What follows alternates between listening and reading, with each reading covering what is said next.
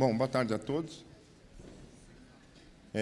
Bom, então eu vou discorrer um pouquinho sobre a história natural das serpentes e, naturalmente, eu vou evocar os nossos bichos aqui, um pouco do que a gente faz, métodos que a gente utiliza aqui no Brasil, tá? Eventualmente a gente fala alguma coisa de fora, mas a gente vai focar com os animais. Uma coisa importante é que a história natural, antes da década de 1990, né, ela foi muito maltratada, né? Então, a gente diz que haviam poucos dados, as informações não eram factuais, havia generalizações em excesso. Então, a gente teve um quadro bastante crítico, né, nesse período. Tem uma frase do Vanzolini que eu acho bastante interessante para dizer o que a gente está querendo falar aqui, né? Ele fala que as informações sobre a história natural das serpentes do Brasil consistem na repetição de dados não documentados, frequentemente e nem sempre explicitamente conjecturais, né? Então, vou dar alguns exemplos disso. Esse aqui é um livro bem conhecido.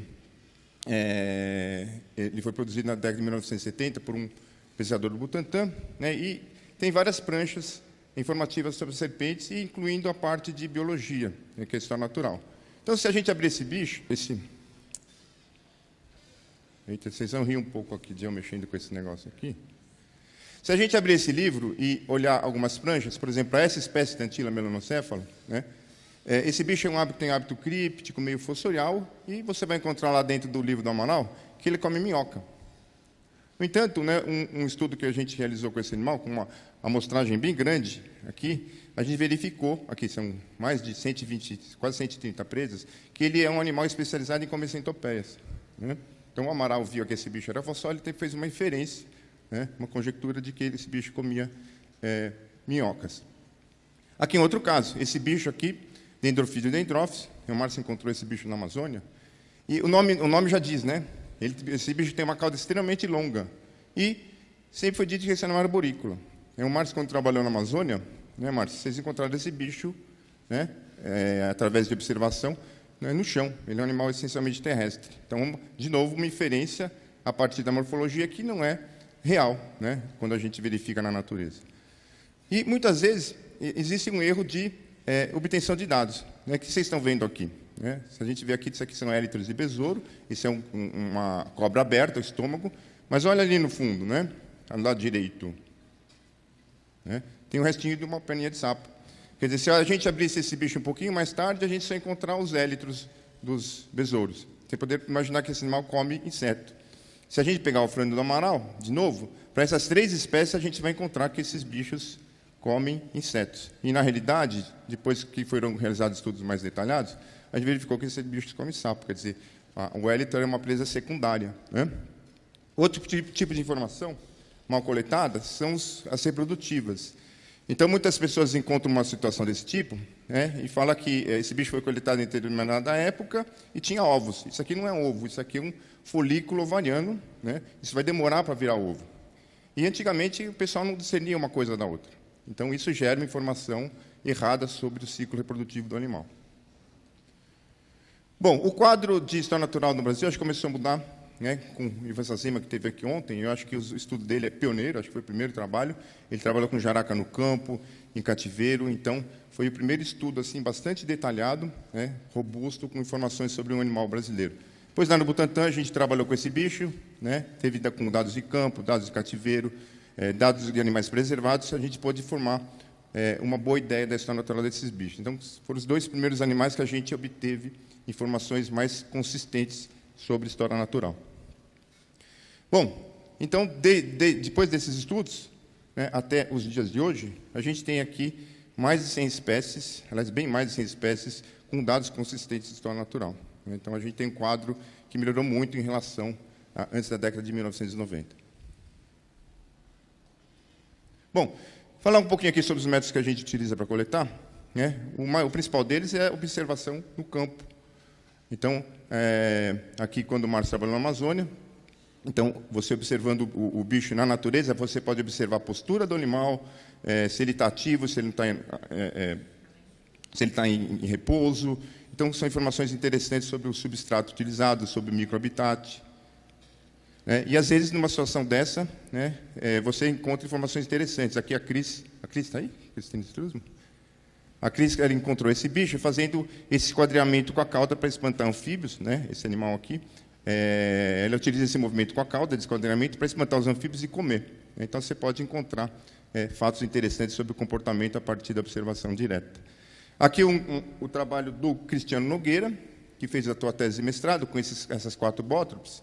E, antigamente, né, acreditava-se que todos esses bichos aqui, como eles são provém do cerrado, todos ocorriam em área aberta, né? O Cristiano fez um trabalho intensivo, né, no campo e verificou que existia uma divisão no habitat desses animais. Então, por exemplo, a Bótropes mugini, que acreditava-se que era um bicho de área aberta, está associado à mata ripária, né? Alternados é um bicho ali mais católico, dá em tudo, e os outros 2 bichos de baixo são bichos de área aberta, de fato, né? Ops.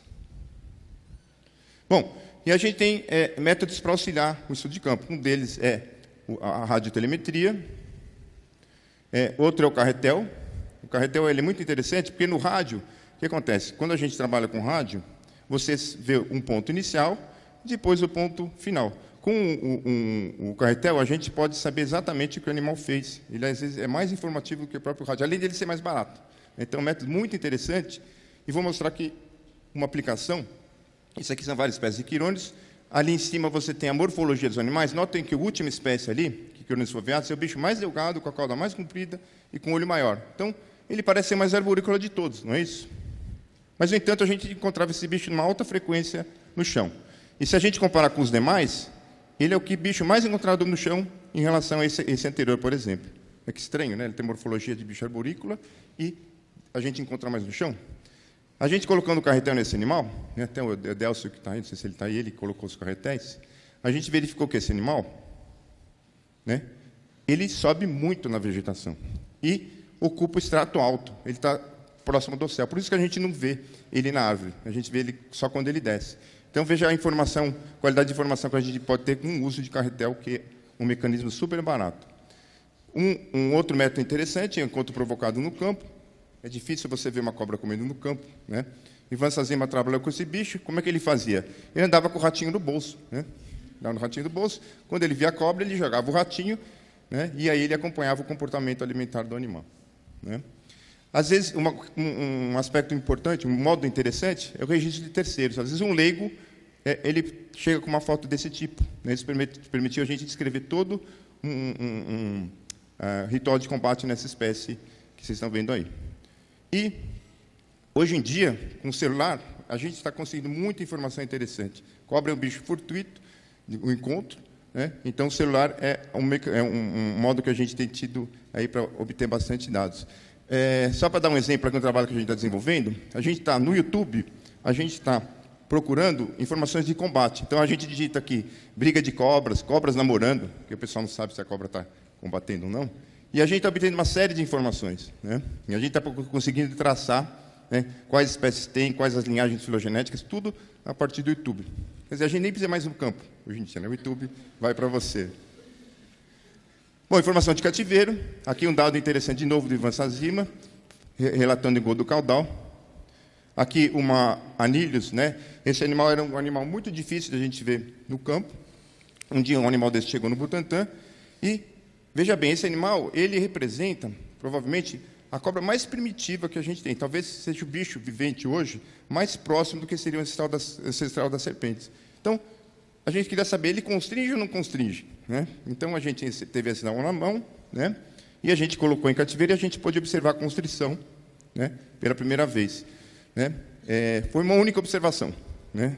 A gente tentou publicar numa revista boa, não conseguimos, porque eu era N igual a 1, né? Mas era uma informação muito importante. A gente acabou publicando, né?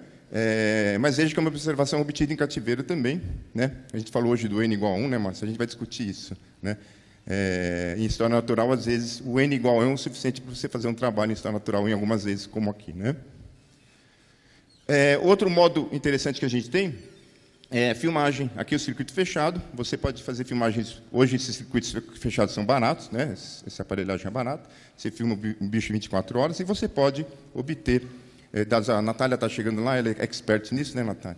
Você pode obter, né, o ciclo de atividade ao longo do dia, né?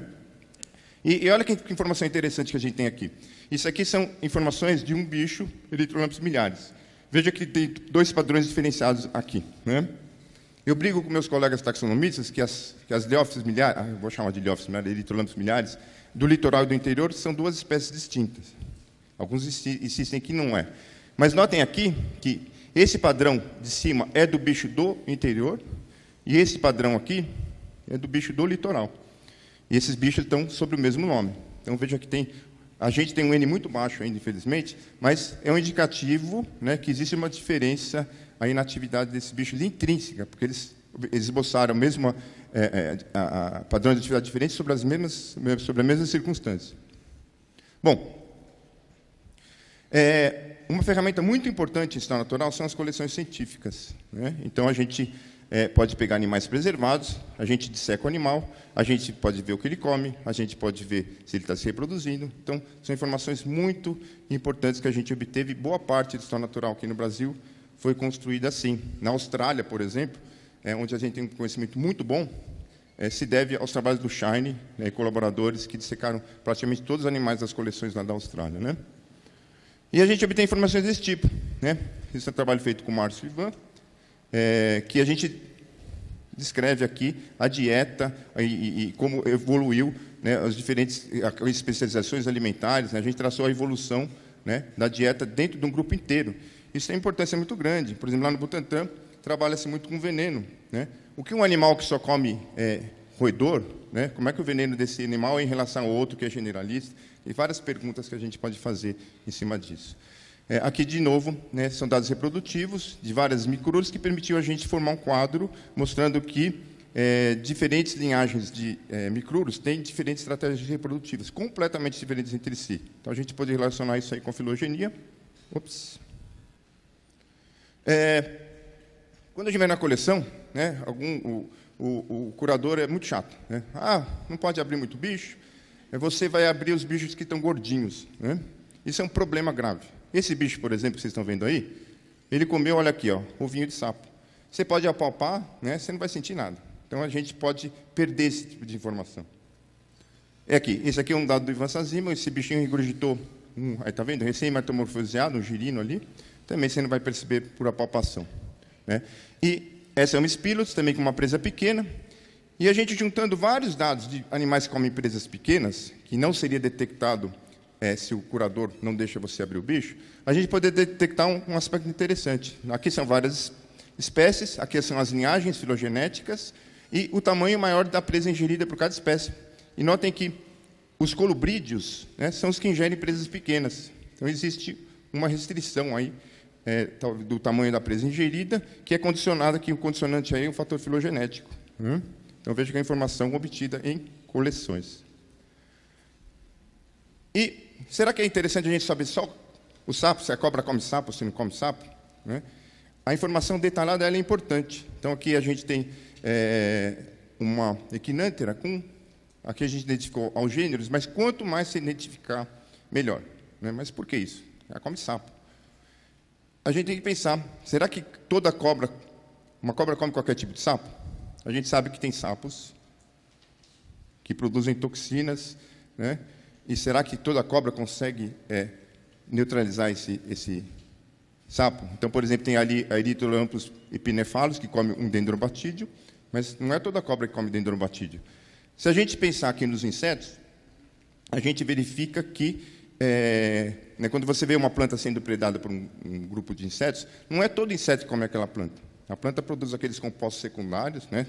Lembra da aula de botânica, de ecologia? E não são todos os insetos que conseguem neutralizar esses compostos secundários que são tóxicos, né? Então, alguns é que conseguem neutralizar. Então, será que um cenário desse não ocorre com serpentes? Né? Não sei.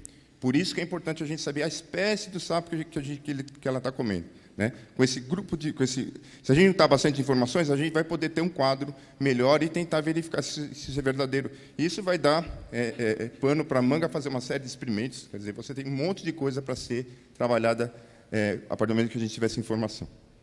Aqui um caso curioso: encontra um bicho atropelado na estrada, né? Deixa ele lá? Não, você vai lá e disseca o animal, né? A gente dissecou uma Rhachidelus. Olha o que a gente encontrou aqui, né? Isso é casquinha de ovo. Ela come ovo. A gente não sabia que esse animal come ovo. Inclusive, é um bicho robusto, diferente das suas parentes, né? Isso levou, depois, a gente fazer um estudo da morfologia interna. Esse bicho tem... Olha o tamanho desse supratemporal em relação aos outros pseudoboíneos, né? Não pseudoboíneo. Então, tem uma série de diferenças cranianas, e a gente verificou também, olha que interessante, isso aqui é a vértebra dos outros pseudoboíneos, ela é um pseudoboíno, e a Rhachyderus tem essa hipapófise aqui, e essa espinho neural enorme, o que justifica aquele tamanho grande que vocês viram, né? Robusto. E a cabeça dos animais estaria aqui para a região do lado direito, anterior, né? Então, notem que esse prolongamento ele é similar a das hipéltes, a cobra africana, que come ovos, né? E Elaxistondo, que também come, que quebra o ovo, né? E a gente pode, depois, com o animal vivo, verificar que ela também come ovo e ela quebra o ovo também, né? Tudo porque tinha um bicho atropelado lá na estrada, né? Bom, eu queria só agora discutir as dificuldades que a gente tem para trabalhar com história natural. Como eu falei, a maior parte do que a gente conhece sobre história natural de serpentes, não sei se é a maior parte, mas boa parte, se deve a coleções, né? E a coleção, então, é um local que a gente consegue obter informações sobre reprodução, dieta. Acontece que a gente tem um entrave muito grande, né? Que eu vejo um complicador muito grande aqui no Brasil, e em vários locais, não só no Brasil, que o curador não gosta que você abra o bicho, né? Então, não deixa o pesquisador dissecar o animal. E isso está gerando um atraso enorme no avanço do conhecimento de história natural de serpentes, né? Então, você viu, a gente precisa de uma amostra grande, né, para verificar qual a espécie de sapo, para a gente verificar se ela come sapo pequeno ou não. Então, isso gera um problema muito grave, né, e a gente está atrasando terrivelmente os estudos de história natural aqui no Brasil.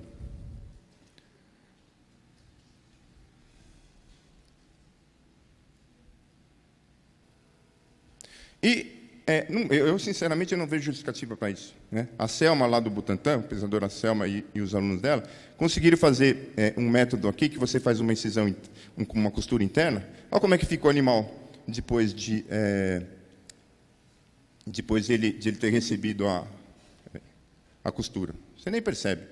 Quer dizer, não tem motivo para não deixar abrir os bichos. Eu sei que eu tenho amigos aqui queridos que são curadores de coleção, né? Gosto muito deles, mas discordo veementemente de vetar animais, a dissecção dos animais. Isso é um problema sério e está atrasando o avanço do conhecimento de história natural de serpentes. Tá, é fato, né?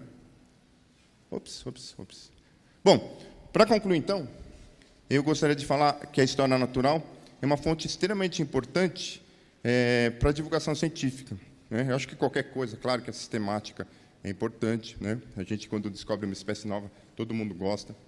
Mas, se a gente pegar o leigo, quando a gente fornece uma informação interessante sobre história natural, né, aquele olho arregala, eles gostam, né? O pessoal adora ver os documentários da National Geographic. Quer dizer, então, é uma ferramenta importante que a gente tem para fazer divulgação, né? Porque o que acontece? Em relação às serpentes, a gente tem essa postura, né? Não tem nojo, não gosta de serpente, né? Então, existe uma verdadeira barreira, né, das pessoas em relação. Então, ela gera nojo, medo. Então, veja bem, né?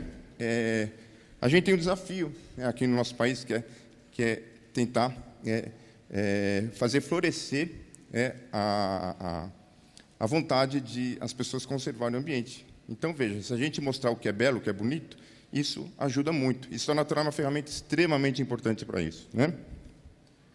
Então, quando você vê um bicho desse e você sabe que ele faz uma coisa interessante dessa, isso gera uma atitude, um sentimento positivo, né? Aqui tem uma frase que eu gosto bastante, que é de um conservacionista senegalês.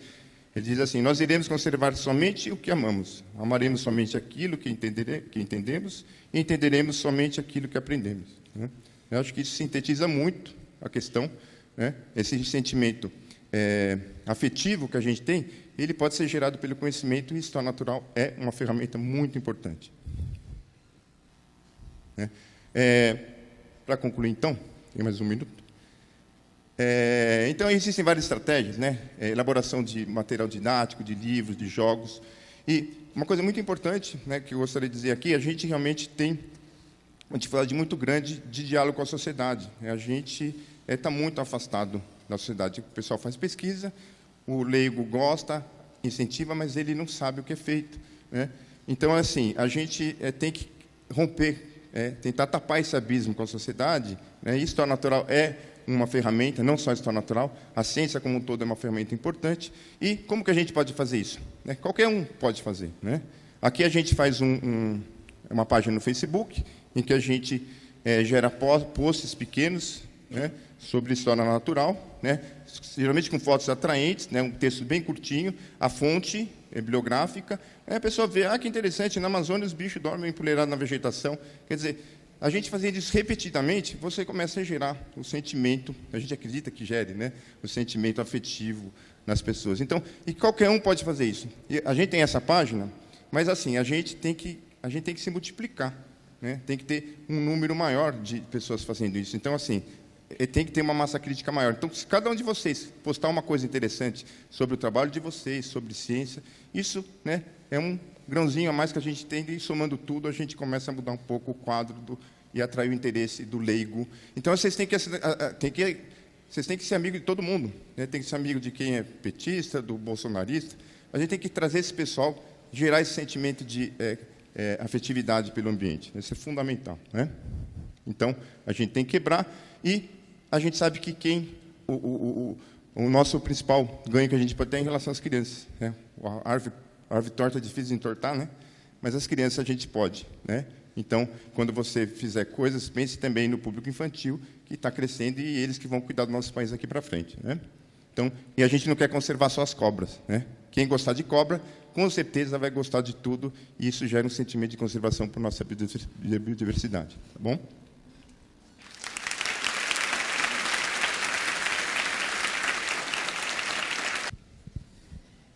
Bom, minha voz continua a mesma, meu cabelo também, né? Eu só queria tranquilizar vocês que é alérgico, não sinto dor, não estou fazendo esforço, então vocês já vão ter que ter paciência de aguentar essa rouquidão, tá? Queria agradecer ao Márcio o convite para estar aqui, falar de uma coisa que eu tenho falado já há algum tempo, que eu acredito muito, que eu gosto muito. Muito obrigada. Queria agradecer ao Felipe, toda a comissão organizadora, vocês estão de parabéns. Esse congresso está sensacional, e vocês estão aliando dois conjuntos de características que são raras de estarem juntas, que é competência, eficiência, gentileza e simpatia. Vocês estão perfeitos desde antes do congresso, tá? E depois dessa palestra tão bonita do Otávio, eu tenho uma missão difícil, que eu vou mudar totalmente de assunto. Eu vou falar do que eu acredito, e o que eu vou tentar mostrar para vocês é porque que eu acho que incluir história natural nos estudos de ecologia de comunidades pode promover, de fato, um avanço no nosso conhecimento nessa área, tá? Então, o tempo não permite, eu vou fazer aqui uma introdução muito breve, só para colocar em que pé que estão os estudos em ecologia de comunidades hoje. Porque até a década de 90, entender os processos que montam, os processos que estruturam as comunidades, era totalmente dominado por processos determinísticos. O que são processos determinísticos? Processos relacionados à seleção natural, relacionados ao nicho ecológico, competição e outras interações. É fácil entender por que era dominado por esses processos. Quem não conheceu, vá ler a história da evolução do conceito de nicho. É maravilhoso. Desde o nicho espacial do Elton, até o nicho trófico do Grinnell, até o nicho trófico do Elton. E o Hutchinson, em 57, naquela síntese maravilhosa do nicho multidimensional, é impossível não se apaixonar pelo nicho. E, paralelo a isso, a gente teve o desenvolvimento das equações logísticas do Logic e do Volterra, de competição, e os experimentos maravilhosos do Gauss. Então, é muito intuitivo e é uma teoria muito elegante, fundamentada em dados sólidos. Mas era admitido, era sabido que estava faltando alguma coisa nisso. E o que faltava era o que estava fora do habitat, o que acontecia além do habitat. Porque com esses processos determinísticos, a gente focava nas relações dentro do habitat e não fora do habitat, né? Então, o Hutchinson, em 2001, publicou, né, essa síntese dele, né, da teoria neutra da biodiversidade, que ele já vinha elaborando desde o finalzinho da década de 70, né? Mas nesse livro ele tem toda a argumentação, e isso provocou um furacão na ecologia de comunidades. no começo, uma reação completamente contrária, né? Não tem nada a ver, né? Mas gerou um teste. E por quê? Resumidamente, o que ele propõe? Ele propõe que todos os processos, né, todos os padrões que a gente pode encontrar em comunidades naturais podem ser explicados por esses 3 processos que são estocásticos, né, que é a deriva, que é a mortalidade, né, e a natalidade, a especiação e a dispersão entre hábitats. Ou seja, a gente não precisa da seleção, não precisa dos processos determinísticos para explicar os padrões que a gente encontra de diversidade de espécies nas comunidades, né? E isso gerou, então, uma série de estudos para testar essa teoria. Mas o que ela permitiu? Ela permitiu o principal, o maior avanço nos últimos 50 anos no estudo de comunidades. Por quê? Porque a gente parou de olhar o ambiente desse jeito, uma poça, outra poça, uma mancha, outra mancha, um rio, outro rio, o que seja, uma somatória de hábitats, mas cada um olhado individualmente, para olhar assim, interligado, porque ele incluiu a dispersão entre os hábitats, ele incluiu o que estava no entorno dos hábitats, né? E incluiu a estocasticidade também na especiação e na deriva, né? Então, com isso, integrou conhecimento ecológico em diferentes escalas espaciais. E por quê? Considera a interação do pool regional de espécies, do conjunto de espécies de uma região, com o papel das características locais do habitat na estruturação das comunidades. Isso foi um grande avanço, né? E, então, ficou aquela briga, é determinístico, é estocástico, é neutro. Mas o Chesson fez uma proposta extremamente bacana que integra as duas coisas, com seus mecanismos equalizadores e estabilizadores, né? Então, integrou, ou seja, o que ele quis dizer? E o Velen reforçou isso. Os 2 processos coexistem em cada comunidade, não é um ou outro, são ambos. Eles ocorrem juntos, não tem separação. Então, vou mostrar para vocês como que isso funciona. Se isso aqui funcionar. Então, eu vou colocar, porque como que eu entendo os processos em ecologia de comunidades? Tudo é contínuo.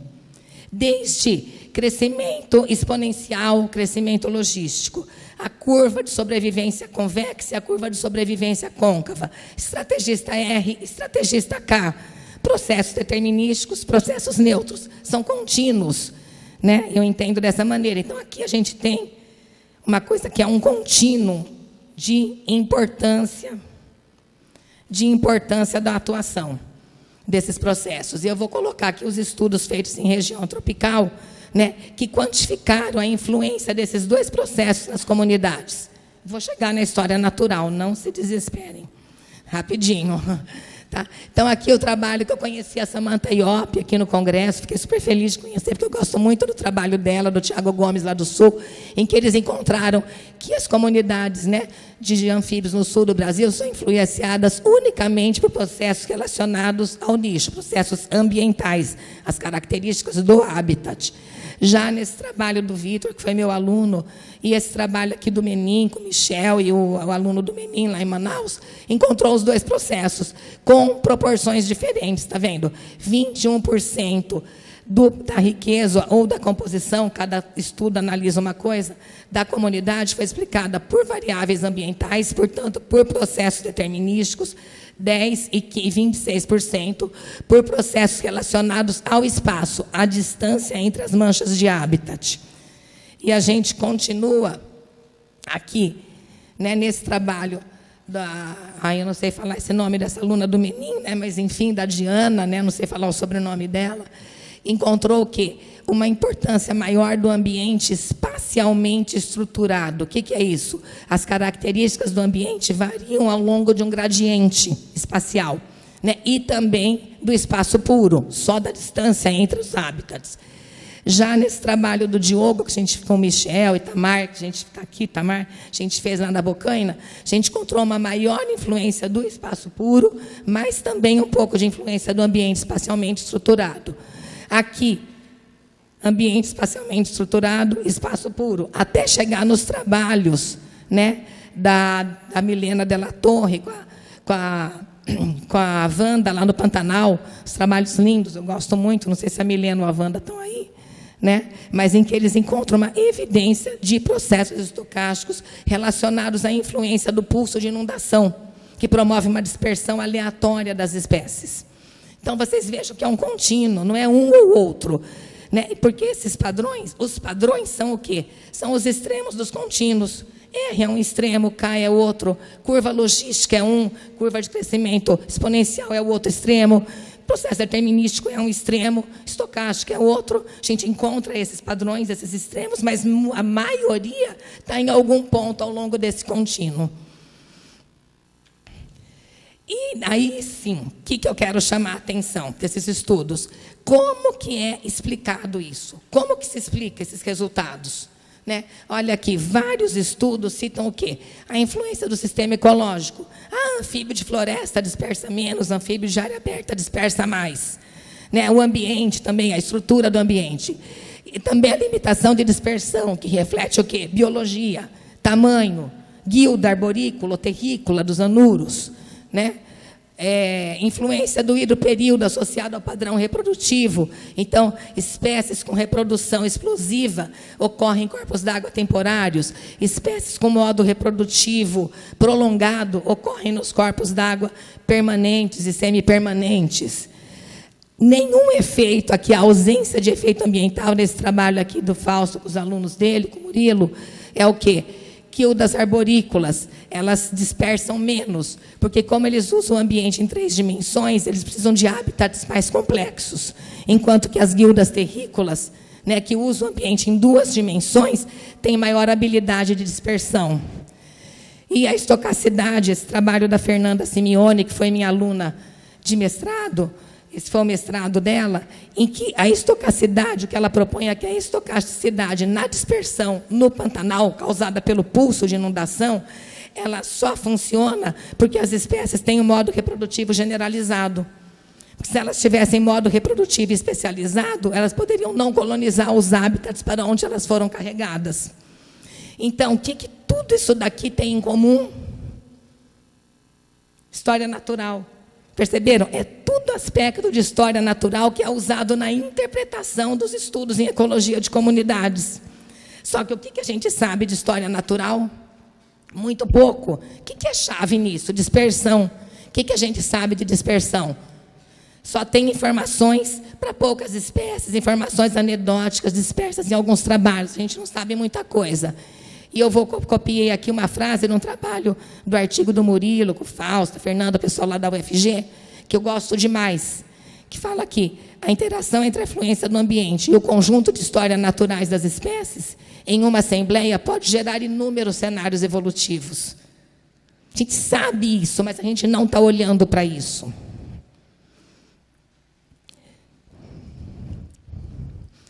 Então, como que a gente pode avançar o nosso conhecimento em ecologia de comunidades? Hoje, as discussões se concentram nesses 2 aspectos.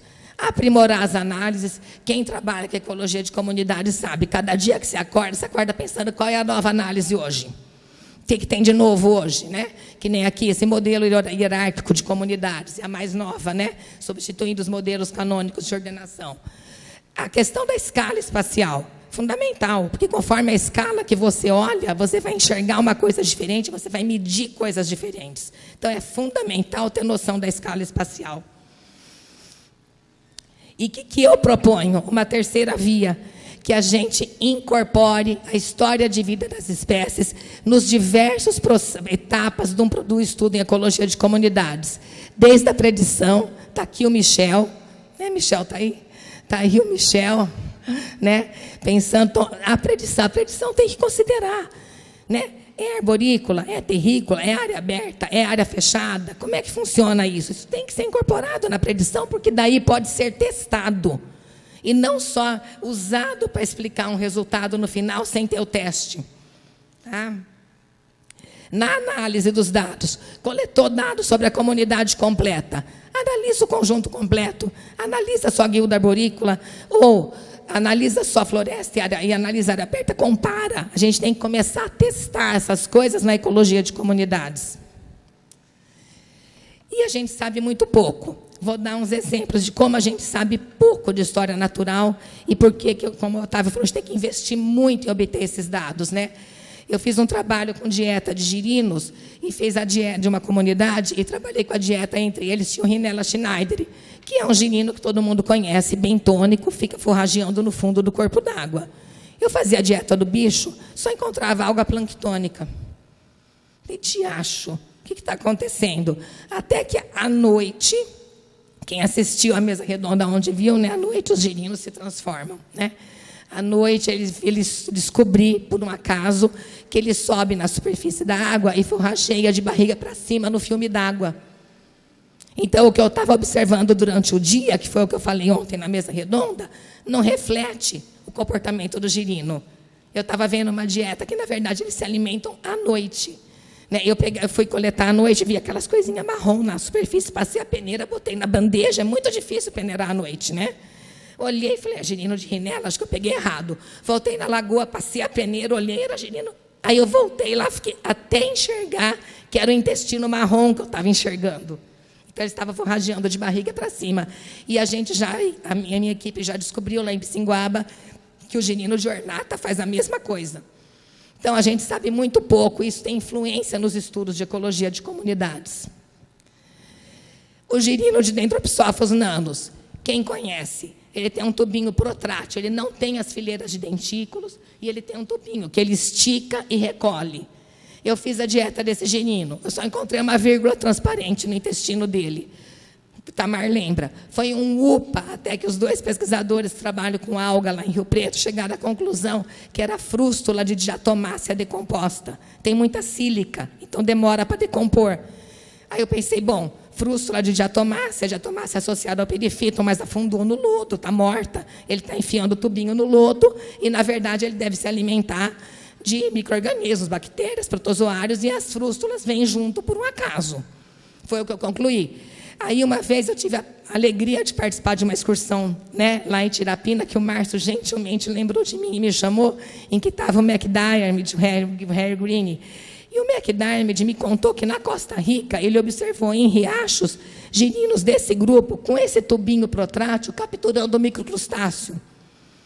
Quer dizer, o que esses girinos comem? Ninguém sabe. Eu já tentei criar de tudo quanto é jeito no laboratório. O menino sabe que ele ia toda semana buscar a água da lagoa, o lodo da lagoa, e não consigo criar. Né? Eis que aí a Fabiane, que também apresentou o trabalho dela ontem de manhã, resolveu filmar esse girino em laboratório. E tinha uma lâmina. E a gente olha e o girino está fazendo o quê? Raspando. Sem dentículo. Vai entender.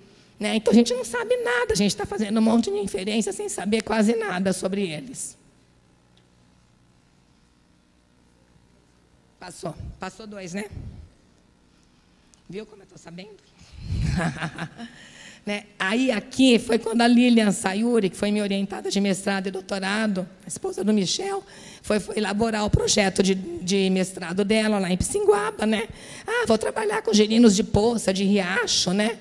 E eu já trabalhava nessa época com girino há 35 anos.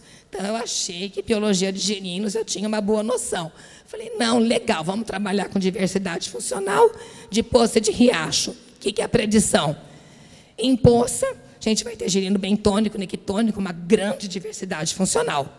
Em riacho, por causa da pressão do fluxo da correnteza da água, os girinos vão ter todos os corpos hidrodinâmicos, a morfologia hidrodinâmica, tudo igual, baixa diversidade funcional. Faz sentido, não faz? 35 anos de trabalhar com girinos nas costas. Aí a Línia calculou a diversidade funcional e foi maior em riacho. Por quê? Porque até a gente entender isso, os microhábitats em riachos são muito, muito, muito diferentes um do outro. Cada girino fica no seu quadrado e está adaptado para aquele microhábitat. E em poça, o gradiente ambiental, a variação nas características do hábitat é mais contínua.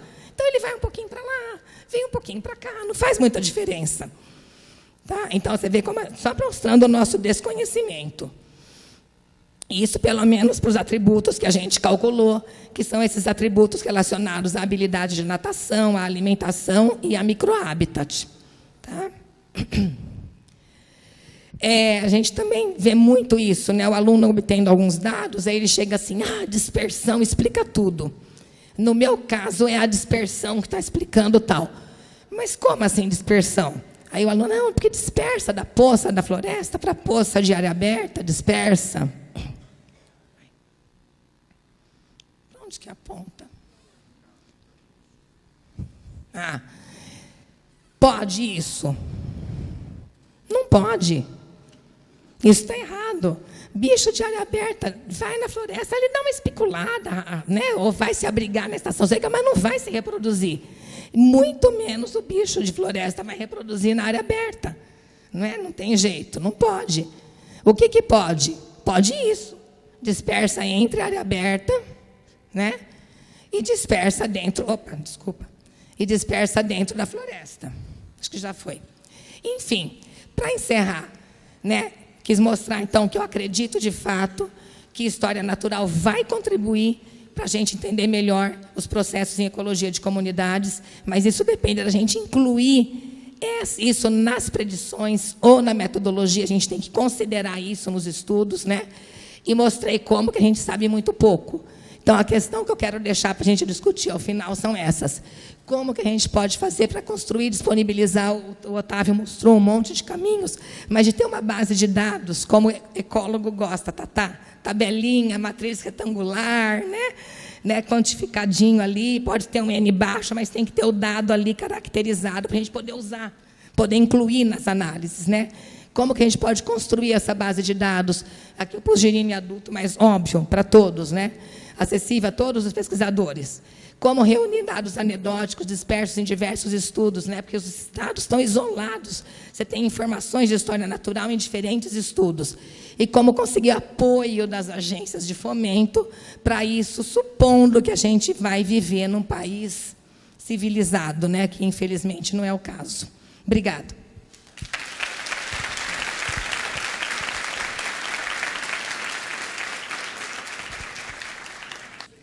Boa tarde a todos. Obrigada pela presença, obrigada ao Márcio pelo convite e obrigada ao Felipe e toda a comissão organizadora por esse belo congresso que eu só pude chegar hoje. Coube a mim, então, falar um pouco sobre a importância dos dados de história natural para os estudos de evolução em modos reprodutivos em anfíbios. Então, a minha fala vai ser um pouco diferente, mas também vai coincidir em muitas coisas com a dos outros colegas. Bom, a maioria de vocês sabe que os anuros têm a maior diversidade de modos reprodutivos entre os tetrápodes, e isso sempre chamou muita atenção dos pesquisadores. Mas o modo reprodutivo que mais ocorre, né, mais frequente e tido como ancestral, é aquele...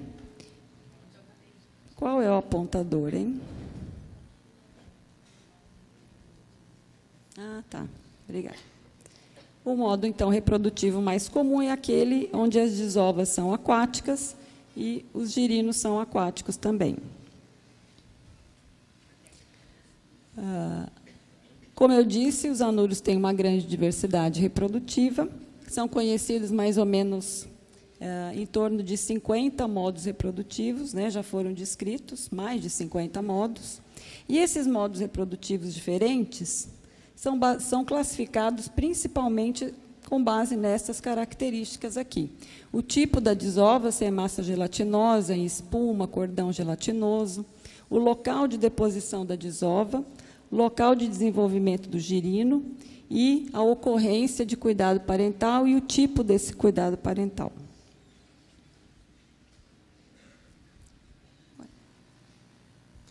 Bom, desde o meu mestrado, né, que eu comecei a me interessar pelos modos reprodutivos em anuros, com os meus estudos lá no Pantanal, eu comecei a pensar na relação entre modos reprodutivos e a seleção sexual na forma de competição entre os machos. Vocês já vão entender melhor nos próximos slides. Bom, então, na maior parte das espécies de anuros, os machos são territoriais, defendem o território, na maior parte das vezes vocalizando, né? Também disputam as fêmeas E algumas espécies ocorrem brigas entre os machos, inclusive com algumas espécies apresentando espinhos, causando ferimentos e cicatrizes nos rivais, nos oponentes. E nesses meus estudos lá no Pantanal, principalmente no doutorado, eu estava estudando a história natural e biologia reprodutiva de uma comunidade e tive a sorte, a oportunidade de observar no campo acasalamentos poliândricos em duas espécies de leptodáctilos, o Leptodactylus chaquensis e o Leptodactylus podicipinos, acasalamentos poliândricos, quando mais de um macho se reúne no entorno das fêmeas e tenta fertilizar os ovócitos, e isso acaba levando à competição espermática. E aí, lendo na literatura e outros trabalhos sobre competição espermática, é uma pressão seletiva que pode levar a um aumento do tamanho dos testículos, porque esses machos estão competindo, para aumentar o número de espermatozoides. E a competição espermática também pode influenciar na morfologia dos espermatozoides e em outras características reprodutivas. Analisando o tamanho das gônadas, que era um dos enfoques do meu doutorado, eu percebi que essas espécies poliândricas tinham um testículo muito grande, e aí, reunindo dados de mais de 30 espécies em diferentes famílias, algumas espécies eu mesma medi o tamanho dos testículos e outras espécies peguei dados da literatura.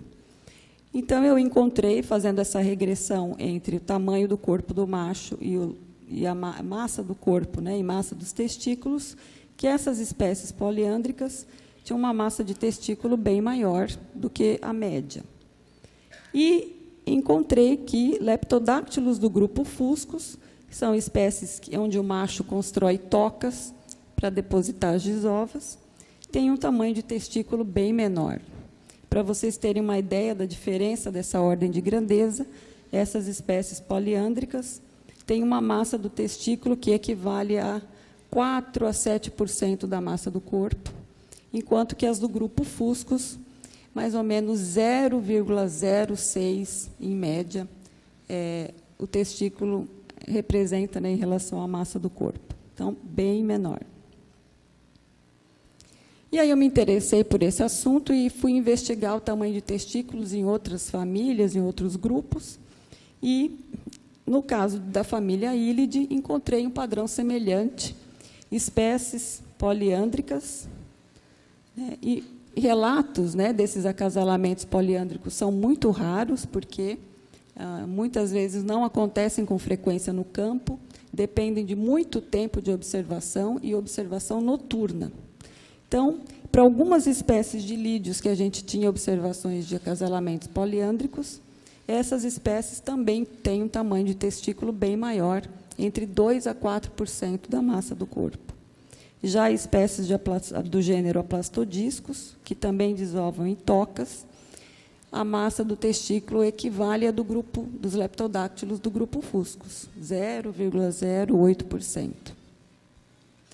E isso me levou a pensar, então, fazer a seguinte pergunta: será que as espécies que têm desovos expostas estão mais vulneráveis à ocorrência da poliandria? Será que isso acabou levando à evolução de acasalamentos poliândricos nos anuros? E aí chegou um determinado momento que reunimos um grupo de colegas, pesquisadores, e fomos testar algumas hipóteses, essas que já vinham surgindo na minha cabeça desde a época do doutorado, principalmente. E aí publicamos em 2006 esse trabalho, com a Kelly, o Célio, o Renato foi meu aluno de mestrado e doutorado, a Reina foi aluna da Kelly. Uma das explicações clássicas para a evolução de modos reprodutivos terrestres é a pressão de predação sobre ovos e girinos nos ambientes aquáticos, levando à evolução dos modos reprodutivos terrestres. Essa é uma explicação clássica que está em vários trabalhos. Mas, com base nessas observações de tamanho de testículo, desovas em tocas, poliandria, competição entre os machos, nos levou a propor e tentar testar estas duas hipóteses neste trabalho. A primeira é que, dado que o local, né, a gente observou, né, que o local de desova geralmente é mais variável que o local de desenvolvimento dos girinos. Varia mais o local onde os ovos são depositados. Geralmente, os girinos são aquáticos. Então, a nossa hipótese é de que haveriam diferentes pressões de seleção nos diferentes ciclos de vida. Então, na fase de ovo, sofreria algumas pressões que seriam diferentes dos girinos.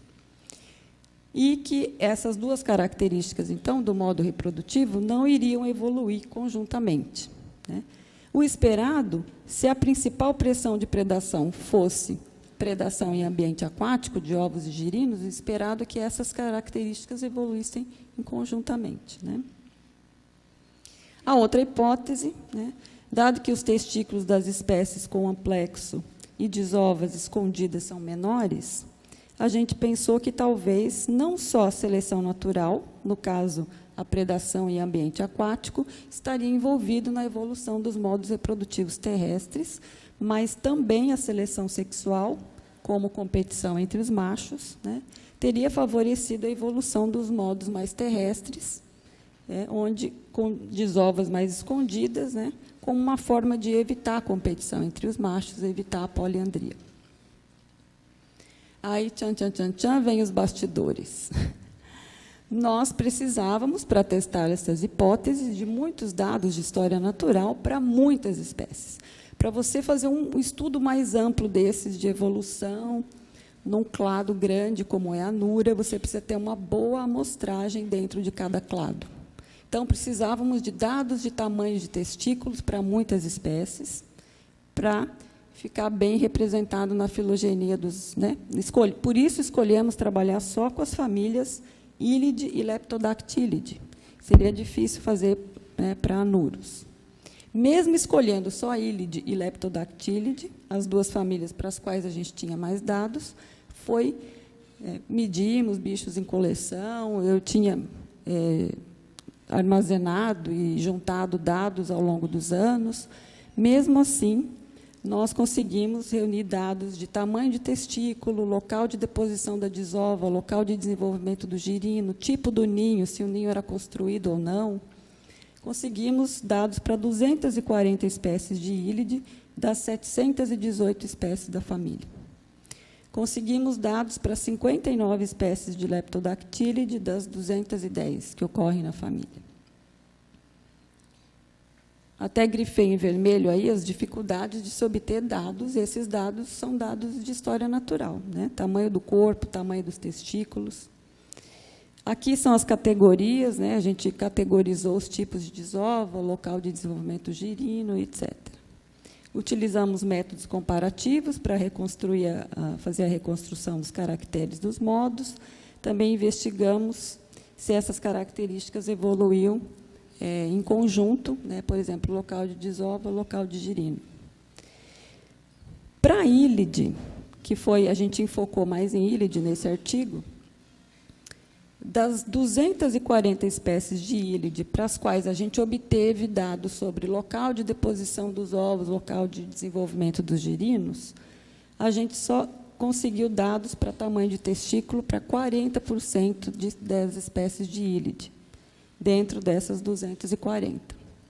Por causa disso, nós não pudemos, nesse artigo, aplicar métodos comparativos filogenéticos para efetivamente testar, né, essa hipótese de que os modos mais terrestres estavam correlacionados com a seleção sexual.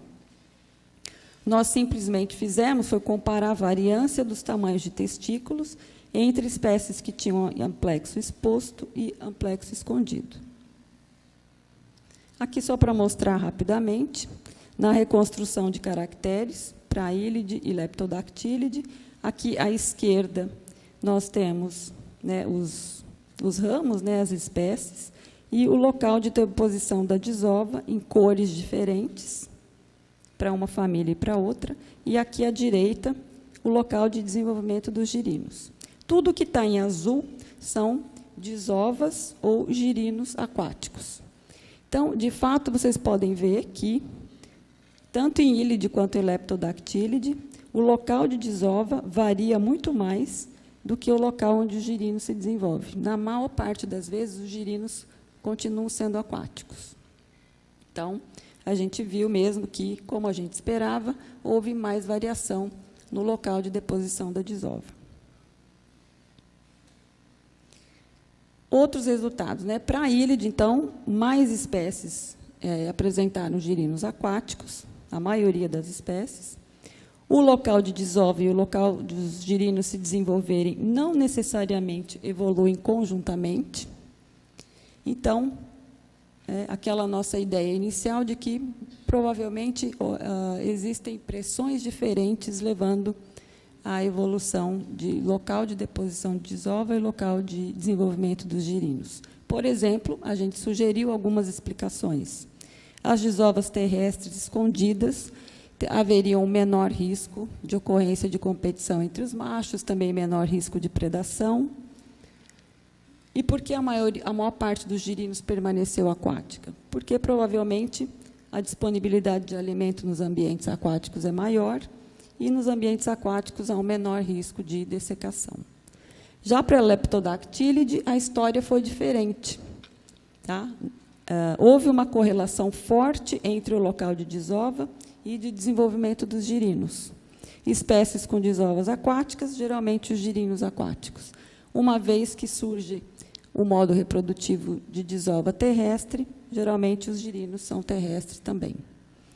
Então, a história evolutiva, né, dessa família, diversos clados dessa família, evoluíram em ambientes abertos, muito sazonais, em relação às chuvas, e surgiram essas adaptações, ninho de espuma, câmaras subterrâneas, larvas terrestres, como uma forma de sobreviver a esses períodos de estiagem.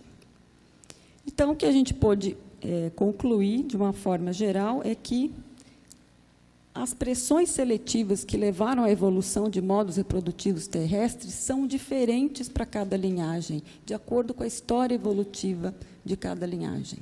Então, não necessariamente a mesma pressão, por exemplo, predação no ambiente aquático, levou à evolução dos diferentes modos reprodutivos e modos terrestres. Né? E as pressões seletivas parecem ser, de fato, diferentes nos diferentes ciclos de vida, e isso também leva a uma maior diversidade nos modos reprodutivos. Outra coisa que a gente encontrou é que as desovas terrestres foram correlacionadas com amplexos escondidos. Olhando os testículos da família Ílide, para as espécies que têm amplexo exposto, a média do tamanho do testículo foi maior, mas o que chamou a atenção é que a variância no tamanho do testículo foi bem grande. Já nas espécies que têm desova escondida, geralmente os testículos são bem menores. Então, apesar de não termos testado formalmente, né, com métodos comparativos, que a seleção sexual levou à evolução de modos terrestres, por falta de mais dados de tamanho de testículos e outros dados de história natural que a gente precisava, a gente sugere que a seleção intrassexual seria uma das forças seletivas, não a única, tá, gente? Poderia ser uma força seletiva levando à evolução dos modos mais terrestres. A minha aluna Natália Salles, que deve estar por aqui, ela está fazendo doutorado com o sistema de acasalamento e poliandria na família Ílide, e como o Tatá e a Denise falaram, ela está fazendo um esforço grande para coletar mais dados de tamanho de testículos em ilídeos nas diferentes coleções. E, de fato, a gente tem esbarrado nesse problema de curadores que não querem muito que a gente abra os bichos para medir os testículos, né? A gente também procura fazer só uma incisão lateral, retirar só um dos testículos, né, para fazer histologia. Também estamos estudando os espermatozoides. Então, as coleções realmente são uma grande fonte de informações de história natural.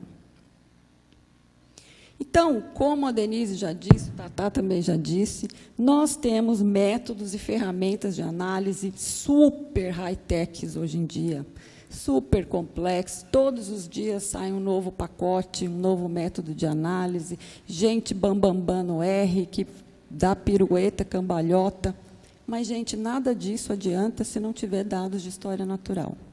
Tá?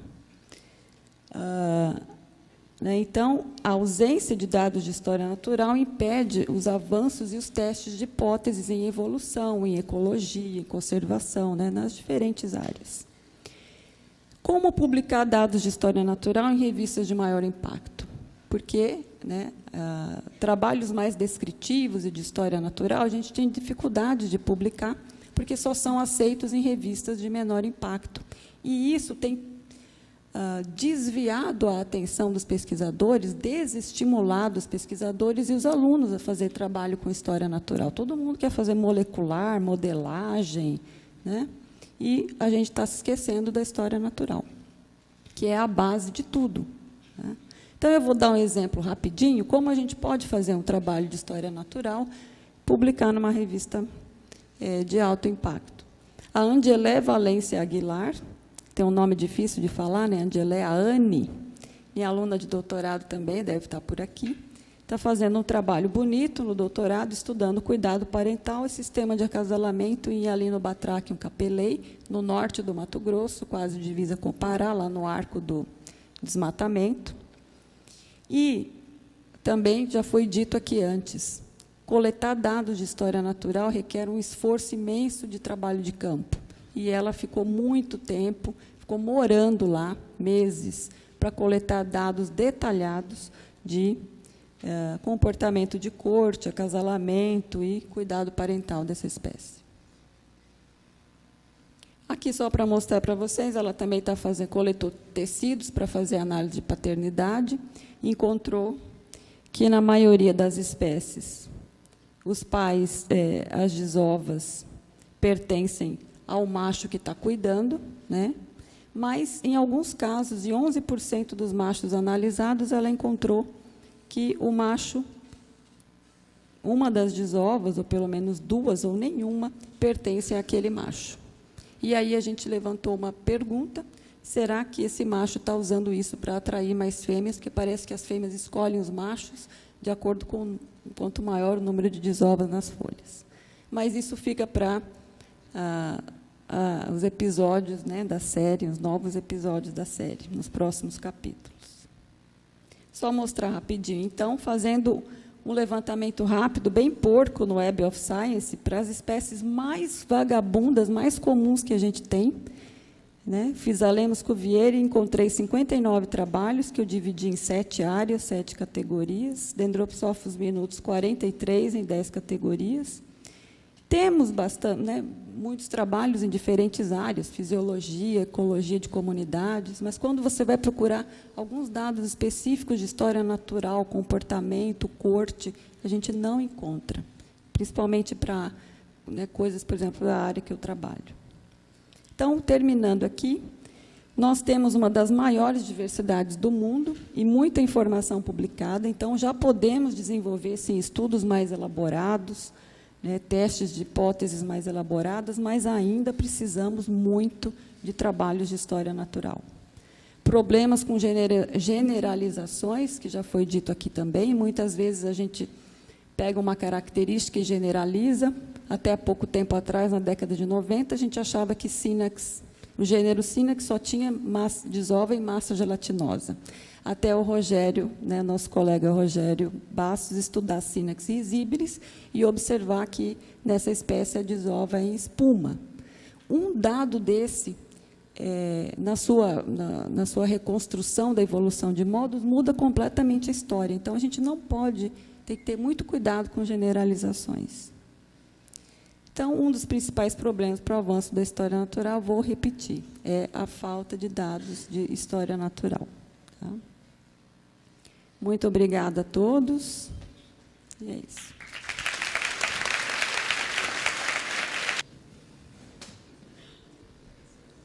Boa tarde, gente. Então, dando continuidade ao simpósio, eu vou falar um pouquinho da importância da história natural para estudos de macroevolução, focando em répteis e anfíbios, mas, na verdade, o que eu vou falar aqui serve para qualquer estudo de macroevolução.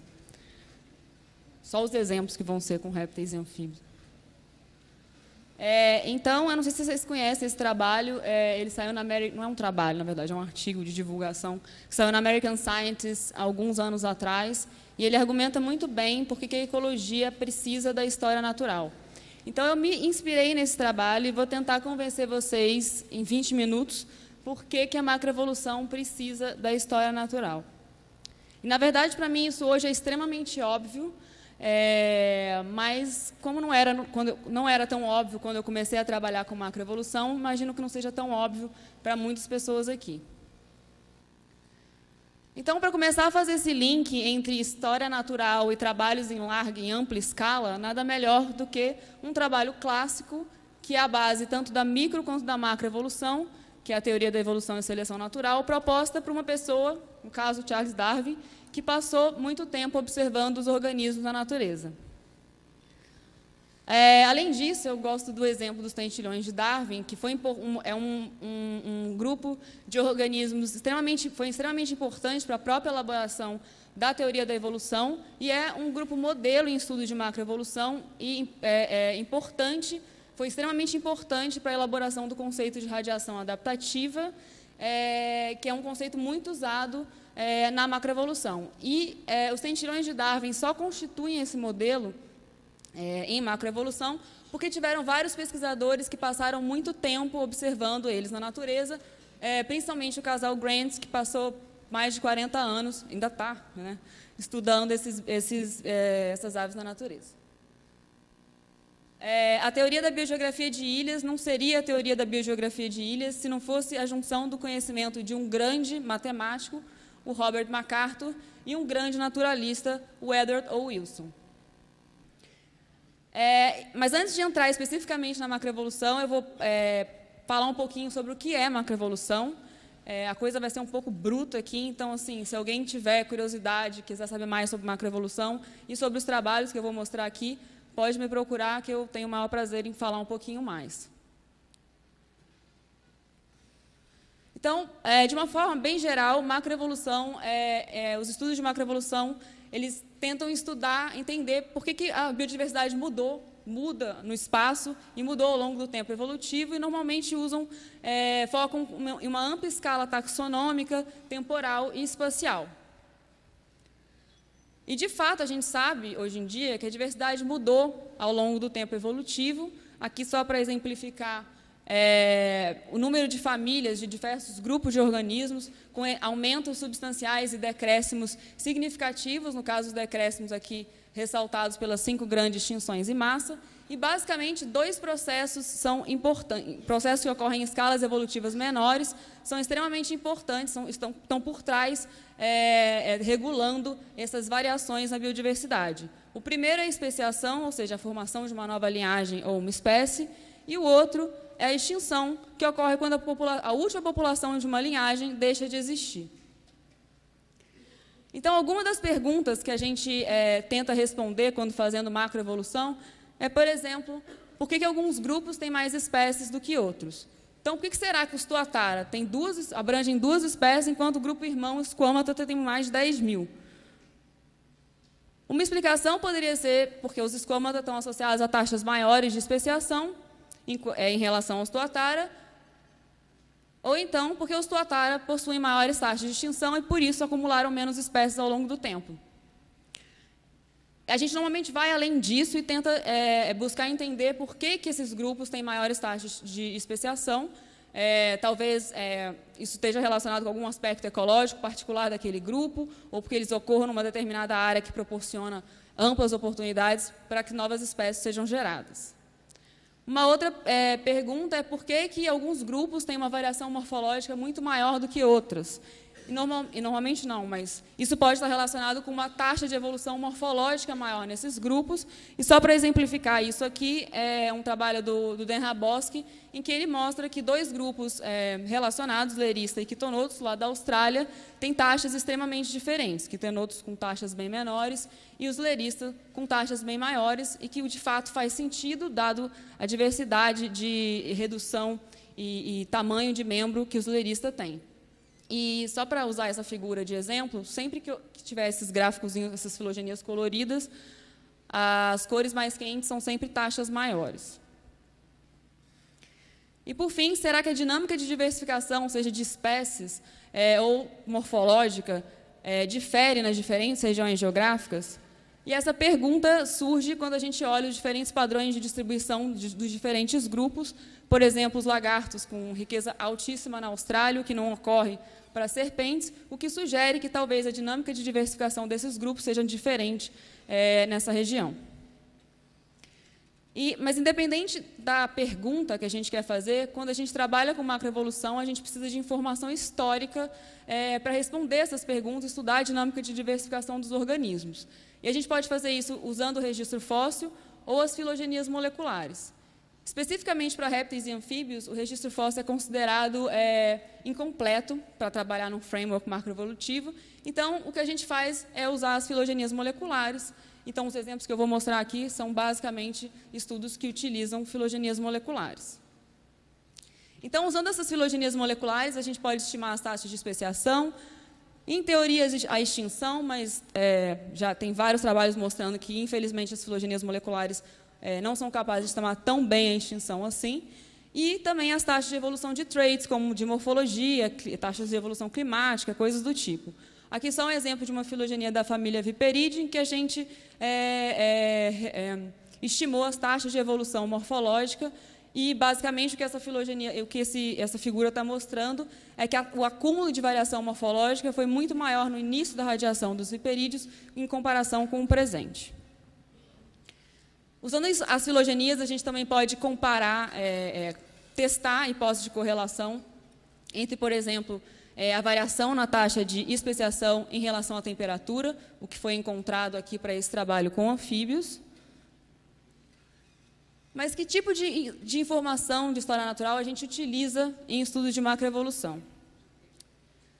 A gente pode utilizar dados direto da fonte, indo na coleção, abrindo os bichos quando possível, para caracterizar a dieta, modos reprodutivos ou o que vier na cabeça.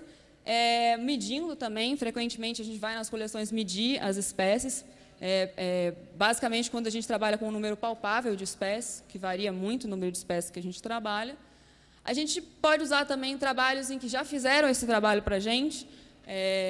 Por exemplo, se eu quiser estudar macroevolução em pseudoboine, eu poderia usar esse trabalho que foi originado do mestrado da Mar, em que existem informações vários aspectos da história natural do pseudoboine estão descritos aqui, então isso facilita o trabalho bastante. Só que esse tipo de trabalho ainda é muito raro.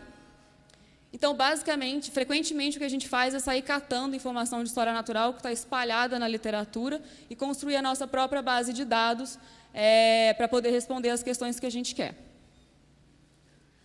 E como que a gente usa essas informações de história natural em estudos de macroevolução? Primeiro, a gente pode usar, aliás, frequentemente a gente usa, para elaborar nossas próprias perguntas ou hipóteses que a gente queira testar. Só para exemplificar um exemplo é bom. Exemplificar isso, nesse trabalho que foi parte do meu doutorado, a gente utilizou as informações sobre o uso da fosseta loreal por parte dos viperídeos, né? A fosseta loreal só está presente na subfamília Crotaline, e dado que diversos trabalhos sugerem que a fosseta loreal auxilia no encontro de presas, encontro de locais ótimos para termorregular e também no reconhecimento de predadores, a gente elaborou a ideia que talvez, então, os Crotaline tivessem maior capacidade de colonizar novos ambientes, isso talvez tivesse refletido numa rápida formação de espécies quando comparado àquelas linhagens que não possuem a fosseta loreal. E o que a gente encontrou foi quase isso. Aqui as taxas de especiação são mais altas, estão em vermelho. Basicamente, o que a filogenia está dizendo é que houve um aumento das taxas de especiação em grande parte dos Crotaline, apenas um cladinho aqui ficou de fora. Então, a partir disso, a gente concluiu que a fosseta loreal deve ter tido, sim, um papel relevante na rápida formação de espécies no começo da diversificação dos Crotaline. Mas, além do uso dos dados de história natural, das informações de história natural na elaboração das perguntas e hipóteses, a gente também precisa desses dados para testar as hipóteses que a gente elabora.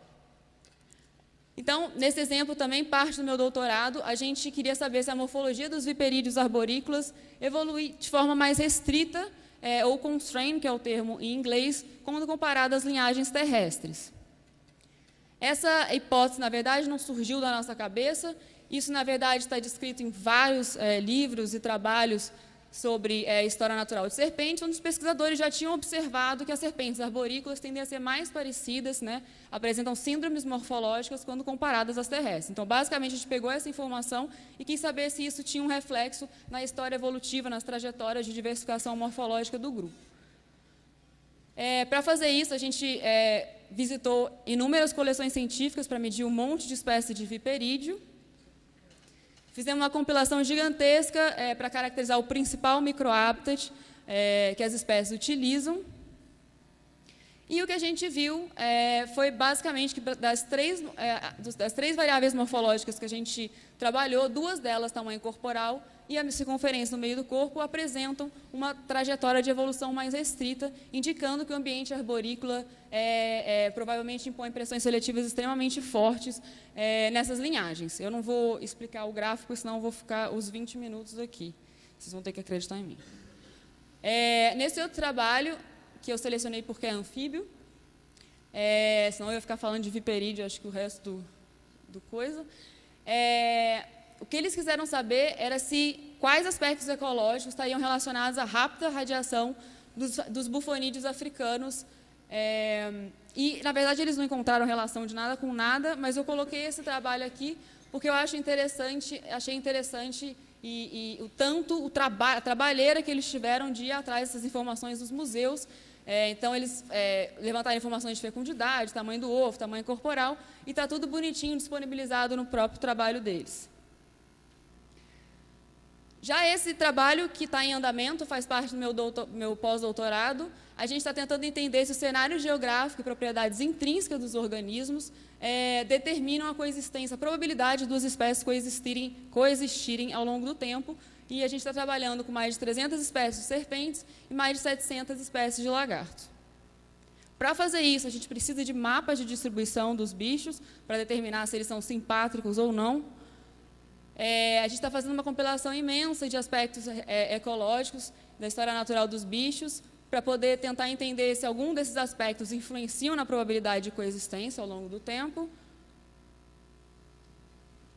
E também visitando coleções científicas ao redor do mundo para pegar o máximo de informação morfológica para essas espécies que a gente está trabalhando e tentar saber se existem divergências morfológicas ou diferenças morfológicas entre as espécies que coexistem em relação àquelas alopátricas. Só que até aqui a gente viu trabalhos que abrangem um número palpável de espécies, 300, 700, é palpável. Só que tem gente que trabalha com vertebrado, tem gente que trabalha com escamata como um todo. E aí, como é que você faz? Com mais de 10 mil espécies, você vai lá medir todo mundo na coleção, você vai ter que fazer 30 doutorados para poder terminar seu trabalho. Então, a gente recorre normalmente à base de dados. Eu sei que muita gente vai torcer o nariz aqui, mas, infelizmente, para répteis e anfíbios, as bases de dados estão muito aquém. Quando a gente pensa em bases de dados para mamíferos, para aves, eu coloquei alguns exemplos aqui. O Reptile Database, que foca mais no histórico taxonômico dos grupos, mas tem ali uma informação ou outra de reprodução, pelo menos serve para a gente olhar as referências e ir atrás das informações. O AmphibiaWeb, que tem alguma coisa também de história natural, e a IUCN, que tem ali perdido uma informação ou outra também. Outra base de dados interessante é o VertNet, que focava mais, até outro dia, em dados de distribuição vindos de coleções científicas. Atualmente, eles têm incorporado também aspectos morfológicos. E o GBIF, que acho que muita gente conhece, em que é possível baixar informações, os pontos de distribuição de uma espécie que você queira. Na verdade, esses estudos, o GBIF ele me traz uma questão que eu acho importante mencionar, que esses estudos de macroecologia, macroevolução, frequentemente sofrem críticas porque usam essas bases de dados que são cruciais para esses estudos. E eu gosto sempre de defender essas bases de dados, eu acho que elas são extremamente importantes. O problema não é a base de dados, o problema é o pesquisador que utiliza essas bases de dados sem critério nenhum. Então, sempre quando a gente utiliza essas bases de dados, não dá para simplesmente baixar uma informação, fingir que ela está perfeita e rodar uma análise. Tem que ter toda uma curadoria dessas informações. E se os dados não estão bons nas bases de dados, nada melhor do que disponibilizar dados melhores. Então, chamo a atenção para essa iniciativa do Global Assessment Reptile Distributions, que soltou aí esses, alguns anos, 2 anos atrás, mapas de distribuição para todos os esquamata. Obviamente, aqui também tem erros, mas provavelmente já são menos erros do que simplesmente usar dados do GBIF. O DRID também acho interessante falar, que é um repositório em que as pessoas podem disponibilizar os datasets usados em trabalhos publicados. Muitas revistas exigem, hoje em dia, que o pesquisador disponibilize esses dados em repositórios como esse. E o interessante é que o download dessas bases de dados que estão depositadas ali são de graça e eles vêm acompanhados de um DOI que permite com que você ganhe citações em cima da sua própria base de dados, para estimular as pessoas a disponibilizarem essas informações. E, por fim, os data papers, que são outra forma da gente acessar essas informações importantes para trabalhos em larga escala. E aqui um exemplo de uma compilação do Shai Meiri para aspectos da história natural de lagartos do mundo todo, extremamente útil para os trabalhos que a gente faz. O problema é que a gente, quando trabalha com macroevolução, macroecologia, a gente precisa dessas informações, não tem como fazer um trabalho sem essas informações, a gente precisa que as pessoas disponibilizem essas informações, só que está ocorrendo uma desvalorização da história natural, ou seja, a nossa base está ficando sem financiamento e daqui a pouco isso vai frear a gente também. Então, na verdade, isso é um problema que vem sendo detectado por pesquisadores do mundo inteiro já tem um tempo, e as pessoas já estão se preocupando com isso já tem um tempo. Aqui eu botei uma compilação de alguns dos trabalhos que eu li sobre isso. Eu tive o prazer de assistir um simpósio no Evolution em 2017, que focou nessa questão. Era um simpósio como esse, inteiramente dedicado à história natural, e, basicamente, eles levantaram algumas questões do porquê da desvalorização da história natural e propuseram algumas formas de tentar frear essa desaceleração. Então, algumas dessas formas, dessas propostas, abrangem... eu tirei tanto desse simpósio quanto dos trabalhos que eu li. Vou passar rapidinho por elas aqui. A primeira é que a gente precisa citar, em trabalhos de ampla escala, a gente precisa citar os trabalhos de história natural. Pode parecer óbvio para algumas pessoas, mas o que tem de trabalho de macro coisas, parecendo que a informação de história natural apareceu por geração espontânea, é enorme. É importante incluir os apêndices com as informações que a gente utilizou sobre a história natural, ou seja, para mostrar tanto a trabalheira que foi, juntar tudo isso numa mesma base de dados, quanto também para dar crédito a quem publicou essa informação. Infelizmente, quando a gente coloca no apêndice, não conta a citação para o pesquisador, mas também não tem espaço na revista, e é uma questão. Colaborações. Importantíssimo colaborar com aquelas pessoas que fazem estudos de história natural, porque a gente ganha com o conhecimento único dessas pessoas e também aumenta a visibilidade do trabalho delas. Sessão em periódicos de alto impacto dedicados à história natural são uma forma também de ajudar a aumentar a visibilidade desses trabalhos. Na verdade, tanto a Ecology quanto a American Naturalist já têm sessões específicas para publicação de notas de história natural e foram criadas justamente para ajudar nesse problema. É importante sempre falar sobre história natural e o impacto na sua pesquisa, que é exatamente o que a gente está fazendo aqui, e também compartilhar os dados, tanto as pessoas que fazem história natural, quanto a gente que usa e compila tudo numa base de dados. É importante que a gente disponibilize isso, porque quanto mais as pessoas que não fazem história natural usarem esses dados, mais valor esses dados vão ganhar. Então, eu termino aqui e deixo uma frase do Harry, que eu acho que representa tudo que eu penso e provavelmente compartilho com muitas pessoas aqui. E é isso. Obrigada.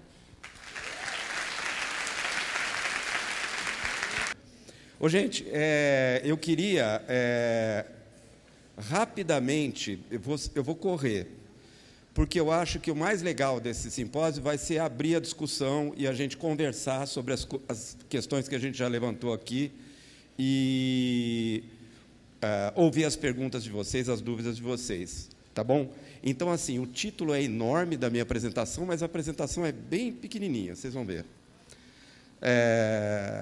Com relação à conservação, eu acho que, na verdade, é até meio óbvio, né, que a gente precisa conhecer, acho que até já foram mostrados argumentos ótimos aqui, de que a gente precisa conhecer para poder conservar. Mas eu queria chamar a atenção, isso aqui é uma ficha, que é o que a gente usa para fazer a avaliação de espécies ameaçadas, igual às fichas que estão nesse livro aqui, que acabou de sair no ano passado, né? E vocês vão ver, aqui é a ficha em Word. Eu usei esse exemplo aqui, da jararaquilhoa. Tem uma série de informações que a gente usa, desde sinonimia, etc., parará. Mas o que eu quero chamar a atenção é que tem uma parte aqui muito importante, que é a parte de hábitat e ecologia. Algumas informações, como especialização em hábitat, capacidade de permanecer em ambientes alterados e coisas assim, são importantíssimas na hora que a gente está avaliando o grau de risco, o risco de extinção de uma espécie. Tá? Se a gente for olhar o que leva uma espécie a ser vulnerável à extinção, a gente vai ver que grande maioria dos aspectos que a gente usa para saber se ela está ameaçada ou não, se ela é vulnerável ou não, são dados de história natural desses que a gente está falando aqui. Tá? Pensando já, uma vez que a gente tem a lista de espécies ameaçadas, a gente vai começar a elaborar e colocar em prática ações de conservação. A gente vai ver que a gente precisa de história natural em várias etapas. Então, aqui eu falei da lista de espécies, porque a gente prioriza, né? Mas uma fase muito importante da conservação é aplicar as ações de conservação. Então, quando você prepara uma lista de espécies ameaçadas, você identifica as ameaças, e aí você é capaz de trabalhar com planos de ação que envolvem todas essas coisas aqui. Quase todos os planos de ação têm todas essas coisas aqui para a gente poder tirar essa espécie da lista de espécies ameaçadas. Tá? E, para isso, você precisa de um monte de história natural para conseguir resolver esses problemas e aplicar realmente o plano de ação. Então, acho que fica óbvio que a história natural é essencial para a conservação. Eu quero aproveitar, parei de falar de conservação, eu quero aproveitar isso para falar rapidinho de uma coisa que eu acho muito importante, que é a qualidade dos dados. A gente falou, vocês ouviram já nessas palestras que tem várias fontes de dados, né, coleção, natureza, etc., etc., e é importante a gente ficar de olho na qualidade dos dados. Eu vou mostrar um exemplozinho que eu acho bem legal. O ideal é sempre a gente usar a fonte primária da informação. Se a gente usar a fonte secundária, a Laura acabou de falar isso, a gente tem que fazer uma curadoria, você tem que ir atrás de saber se essa fonte secundária está usando o dado primário. Se você pega um livro, por exemplo, testa isso para algumas informações e você vai descobrir logo se a fonte que a pessoa usou foi ruim, logo ela vai aparecer. Tá? Aí você simplesmente fala, não dá para usar esse dado secundário porque ele não está baseado em informação primária. Deixa eu passar aqui. Eu tenho um exemplo que eu acho muito legal, que é a periquitamboia, né? a Corallus caninus. E tem um monte de afirmação na literatura, tinha há um tempo atrás, que, por exemplo, nesse livro aqui, que é um livro mais de divulgação do que qualquer coisa, que a periquitamboia ela tem esses dentões enormes aqui, que é para segurar aves quando ela capturasse a sua presa. E aí você tem aqui, nesse texto, uma coisa dizendo que ela se alimenta, então, de aves e mamíferos. Beleza. E se você fuçar na internet, eu adoro fuçar na internet, você acha ilustrações desse tipo aqui, ó. Uma periquitamboia catando um passarinho, uma periquitamboia constringindo um passarinho, beleza? Então, ela come ave, certo? Se a gente for ver fontes primárias A gente vai ver, nesse trabalho aqui da Lígia, com Otávio, etc., que eles fizeram uma revisão de toda a dieta dos boídeos, e se você olhar aqui nas aves e pegar coralos caninos, não tem ave em coralos caninos. Tá? Uai, não era ornitófaga? Aí, outra revisão de dieta de boídeos, de novo, só encontraram mamíferos e lagartos. Então, essa história é puro fake news. Tá? Mas você vê que, imagina quanta gente usou essa informação errada nos seus trabalhos, nos seus livros, nas suas divulgações, etc. Errado, total. Não existe esse dado. E é legal, então, como eu falei, a gente ficar de olho na fonte. Então, por exemplo, esse livro aqui, quando eu trabalhava em Manaus, eu achei ele super legal, um livro realmente... O legal dele é servir como um guia também. Mas aí eu comecei a olhar, porque me interessava a história natural que tinha nele. E aí eu comecei a fuçar, e eu descobri que eu tinha que ir atrás das fontes primárias para ver se aquilo que eu acabei de recomendar para vocês.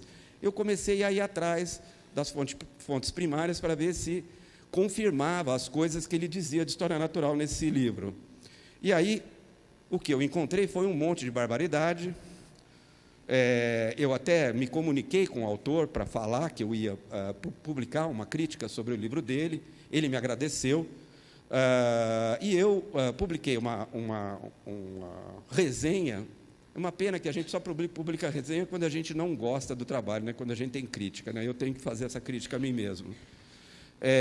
E eu achei um monte de informação errada, e eu fui numa resenha no Herpetological Review, uma a uma eu fui corrigindo, falando, olha, isso não é assim, isso é assado, citando trabalhos, indo nas fontes primárias e citando os trabalhos. O legal é que ele publicou a segunda edição há 3, 4 anos atrás, e gentilmente me mandou essa nova edição, e tudo que estava errado ele corrigiu. Tá? E esse livro é excelente. Recomendo para quem trabalha na Amazônia, é super legal. E, por último, eu queria mostrar aqui, falar de história natural. A gente geralmente fala que a história natural é pouco citada. Eu vou mostrar uma exceção aqui. O trabalho de história natural da minha tese de doutorado, que foi publicado nessa revista aqui, ela tem 508 citações. Tá? Então, quando a história natural é boa, bem feita, feita com dado primário, etc., ela é super citada. Tá? Bom, e por último, eu queria dizer que a maioria, menos a Laura, que é novinha, das pessoas que falaram aqui hoje, tiveram a grande sorte, eu falo que a gente é privilegiado, de ter crescido academicamente, tendo a influência do Ivan Sazima, tá? Que, para mim, é o grande naturalista. Aqui ele está dando aula num curso de História Natural que eu e a Laura organizamos. E, por fim, queria dizer que, na verdade, esse simpósio eu e a Laura que bolamos e organizamos juntos, tá bom? Então, era isso, obrigado. E agora eu vou chamar os palestrantes para a mesa para a gente discutir entre a gente, discutir com a plateia sobre a importância da história natural, tá bom?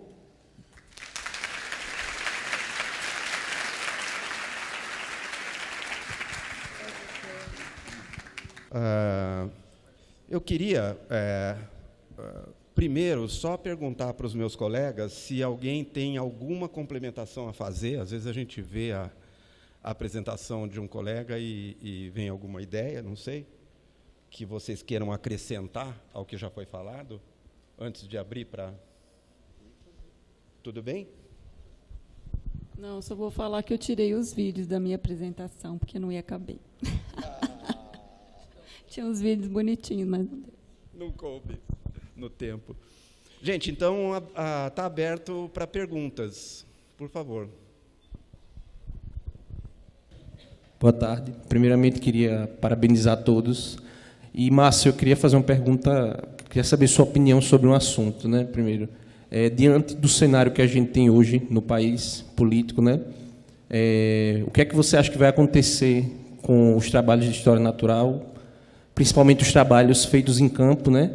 se o cenário que você visualiza é positivo ou negativo, e caso seja negativo, quais seriam as principais alternativas para driblá-lo aí? Olha, eu vou começar dizendo que eu sou um cara otimista. Eu acho que esses 4 anos de desgoverno aí não vão acabar com a ciência brasileira de jeito nenhum. Eles vão tentar, mas não vão conseguir. E eu acho que a gente tem uma grande vantagem, que o nosso trabalho é um trabalho relativamente barato.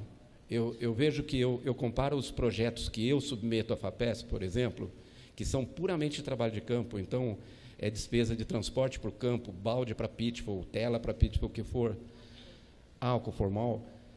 Os nossos trabalhos eles tendem a ser baratos, então eu acho que a gente tem que usar criatividade. Em tempo de crise a gente usa criatividade. Eu não acho que eu acho que a gente tem que ficar esperto. A gente está correndo o risco agora, nesse momento, das bolsas serem interrompidas, e tentar achar formas de continuar fazendo o nosso trabalho, apesar desse governo. Mas eu sou otimista, então acho que tem gente que deve achar coisas muito piores do que eu acho. Alguém mais quer falar sobre essa pergunta? Quer? Um problema que eu vejo é essa fuga de cérebros que a gente está tendo, né? Então, eu acho que nós vamos sobreviver, sim. Temos pesquisadores já formados, estabelecidos aqui, trabalhando aqui, mas a gente também tem muitos jovens pesquisadores, muita gente terminando, né, os seus doutorados e indo embora do país, procurando outra alternativa, ou até tentando mudar de profissão. E estamos podemos estar perdendo grandes cérebros nesse processo. Esse é um problema que eu vejo.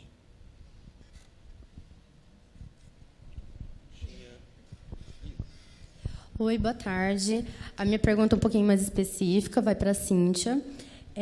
Cíntia, eu queria saber se você acha seguro e indicado o uso de espécies irmãs no levantamento de dados de modos reprodutivos de anuros.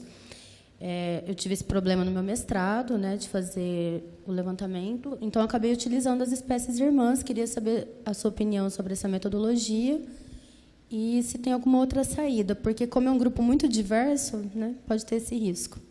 Deixa eu ver se eu entendi. Você precisava de um dado para uma determinada espécie, e aí você usou o dado da espécie irmã, tipo, eu acho que essa espécie também faz isso. Vai na filogenia, né? Daí... Eu sempre digo que, em pesquisa, existe o ideal e o possível. Né? Então, como muitos aqui deram vários exemplos, como a Laura, usar esses bancos de dados que não são perfeitos, mas aí você tem que ter um critério. Então, isso é para tudo. Então, muitas vezes, se faz necessário utilizar, mas aí você tem que ter um bom senso e confiar nessas informações, como o Márcio disse, né? Às vezes é perigoso, sim, porque, como eu citei o caso da Synax risibilis, né? Quase todas as espécies de Synax têm desove em massa gelatinosa. Aí tem uma ali que foge da regra. Mas isso também faz parte, correr esse tipo de risco. Rosana, eu acrescentaria que eu já fiz isso também, e eu acho que é mais legal a gente fazer isso, usar a informação da espécie irmã e fazer o trabalho, e incluir aquela espécie no trabalho. Se, por acaso, descobrir que, por exemplo, o bicho faz ninho de espuma, por exemplo, como a Synax lá,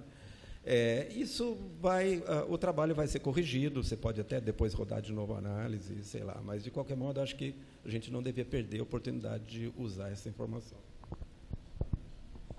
Eu não sei muito, não. Não sei se eu concordo com isso, na verdade. Acho que depende da quantidade de informação que você vai extrapolar para a espécie irmã, porque se existe um processo ali de divergência entre as espécies irmãs ligado a esse caractere que você está assumindo que possui sinal filogenético, vai danar tudo. Então, mas eu não sei muito como resolver também.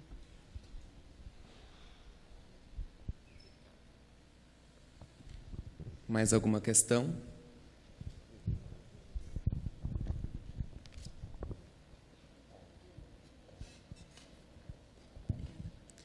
A minha pergunta também é um pouco mais específica para a Cíntia. Eu não trabalho com sapinhos, eu não entendo grandes coisas, mas achei bastante interessante o trabalho.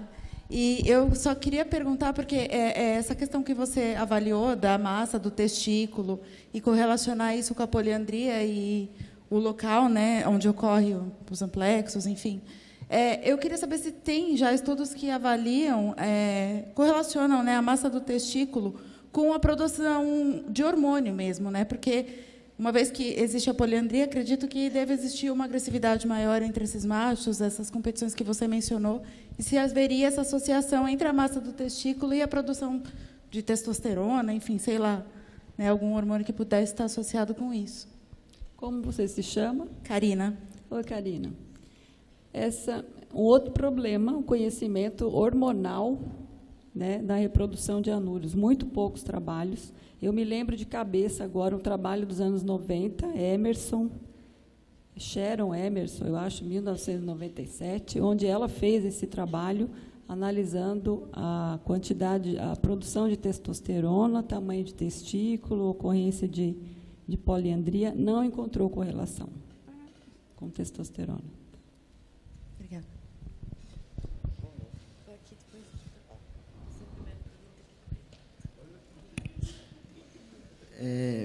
Eu queria fazer a pergunta assim um pouco mais direcionado para a Denise. Na sua apresentação, no momento que você falou sobre a dispersão dos anfíbios entre, por exemplo, ambientes abertos e ambientes de mata, lá na coleção lá da PUC Minas, a gente sempre entra numa discussão sobre as espécies endêmicas em áreas de transição e ecótonos. Por exemplo, um aplastodiscus que seja endêmico ali da Mata Atlântica, se eu encontrar ele ali na transição, na área do Cerrado. O que vai me colocar, por exemplo, nessa área que aquele bicho é endêmico de um ou outro? Classificar a espécie como endêmica ou não de um habitat é complicado. Não é uma coisa simples. A gente tem alguns trabalhos orientados meus nos campos sulinos não, no floresta ombrófila mista. A floresta ombrófila mista, ela é uma interdigita, né, com campos naturais. Então, a gente analisou a fauna, tentou classificar, é um trabalho com o Carlos Eduardo Conte, o Cadu Conte, tentou classificar espécie de floresta, espécie de campo, espécie de transição. A gente consegue classificar, mas depende do critério. Se está reproduzindo na floresta, está reproduzindo em área aberta, está reproduzindo na zona de transição. Isso dá uma classificação. Agora, usar o habitat. Se for um bicho de área aberta, pode usar a floresta como refúgio ou para forragear, mas não vai se reproduzir lá. Então, tudo isso depende do critério que você está utilizando. Isso tem que estar muito claro no trabalho. Eu vou considerar reprodução, que foi o exemplo que eu dei, foi com reprodução. Eu vou considerar a área de forrageamento, vou considerar refúgio, abrigo, na estação seca. Então, isso é bastante complicado. Agora, um critério de você que eu escolheria, eu pessoalmente, seria reprodução, porque isso é o que mantém a população ali. Tá? Então, se você tem que ver se ela está se reproduzindo ali, é um caminho.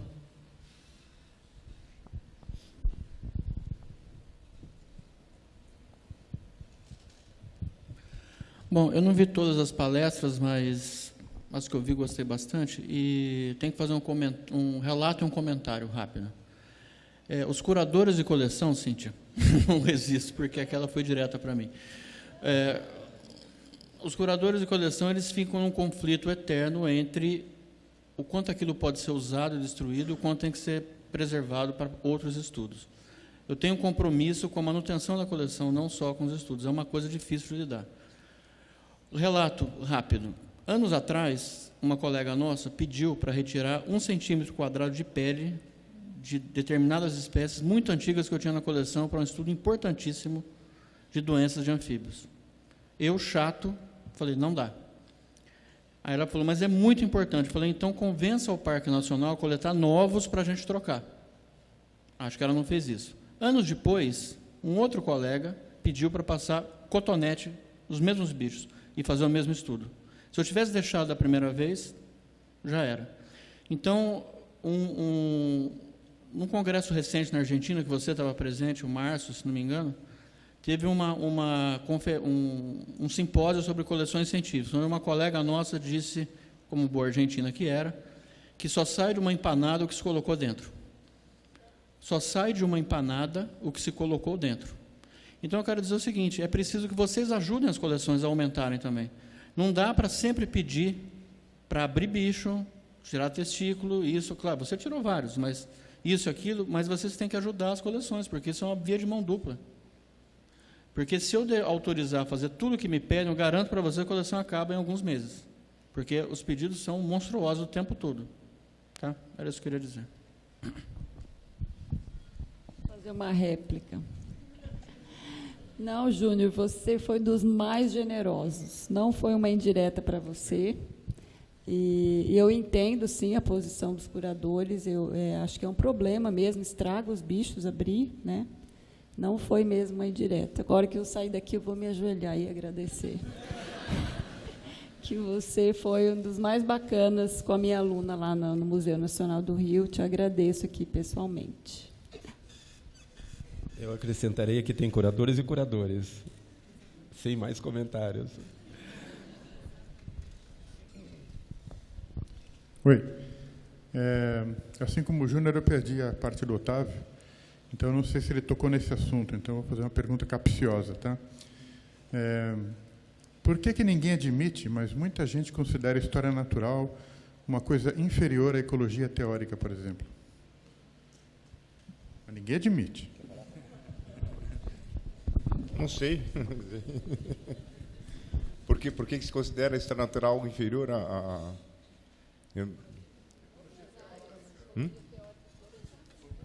A ecologia como um todo, né? Quer dizer, parece que qualquer título que tem ecologia no título já ganha uns pontos, mas se tem história natural, é visto como secundário, sei lá. Ninguém admite isso, mas isso a gente acaba sentindo. E você recentemente fez um protesto em relação a isso, né? Eu achei que poderia expor alguma ideia nesse sentido agora. Eu não sei, parece que a ecologia é algo mais high-tech, né? Quando você mexe com números, né? Você mexe com análises estatísticas robustas, isso parece causar um impacto muito grande nas pessoas, né? Eu acho que tem uma questão que é importante, né? Eu até brinco às vezes, né, que eu acho que, sob o ponto de vista popperiano, né, a ciência tem que ser, a gente tem que estar trabalhando mais na questão dedutiva, né, que a gente tem que tentar verificar hipóteses se elas são testáveis ou não. E a história natural, quando você parte do nada, ela é descritiva, né? Quer dizer, então ela não é ciência, ela não está testando nada, né? Mas é o que, né, todo mundo aqui levantou, né? Acho que ela levanta uma base de dados que vai permitir se testar uma série de coisas posteriormente. E tem outra maneira também, né? Que muitas vezes você pode fazer a hipótese e ir atrás do dado natural que vai testar a sua hipótese também, né? Mas eu não sei, eu acredito que essa questão eu acho que realmente essa coisa do high-tech mesmo, né? Realmente você vê, quando você pega um trabalho, existe análise, né? Isso causa, né, um fascínio, né? Eu brinco muito com meus alunos, né?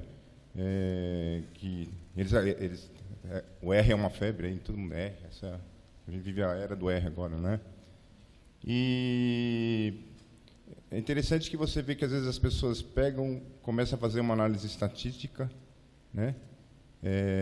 Obtém um resultado interessante, né? Por exemplo, às vezes eu já vi assim teses em que comparava o macho à fêmea, a diferença é significativa, né? Altamente significativa. Aí eu li a tese, mas qual que é o tamanho do bicho, né? Eu não conseguia ver o tamanho do bicho, né? Às vezes as pessoas querem fazer análises que não respondem aquilo que a gente está perguntando, né? Então, assim, é sempre importante, eu sempre falo, né? A gente tem que fazer uma análise exploratória dos nossos dados, né? Isso é história natural, né? Antes de você jogar no R e fazer mil análises elaboradas, a gente fazer uma análise exploratória, isso é história natural, né? Agora, eu não sei, Renato, a impressão que eu tenho é essa mesmo, né? Quando você Acho que tem aquela história, tem até aquele seriado do Big Bang Theory, né, que você vê que eles põem o físico na frente do biólogo, né? Eles fazem umas brincadeiras. Acho que tem essa questão do high-tech mesmo, né? Quando você fala em ciência, as pessoas pensam, né, em pessoas que trabalham com física quântica, né? Isso parece que tem, né, um apelo maior do que a biologia. E na biologia você tem também um apelo maior da ecologia. A biologia molecular, né, a genética, isso parece que causa um fascínio grande para as pessoas, né? Eu acho que é meio essa questão mesmo, né? De fascina, né? Olha quanto número, né? Parece algo mais elaborado, até pode ser, mas às vezes muitas coisas você não responde com essas análises, né? Uma análise às vezes mais simples você responde muito mais coisa, né? Só acrescentar que certamente você descrever um comportamento reprodutivo de um indivíduo de equinântera, sei lá o quê, que a gente faz, eu faço isso até hoje com os meus alunos. É uma coisa bem descritiva. Mas eu acho que a gente tem que aprender com os trabalhos do Ivan. O Ivan, ele junta 3, 4, 5 casos sobre aquele trabalho que eu fiz com ele, Olhos Maiores que a Boca.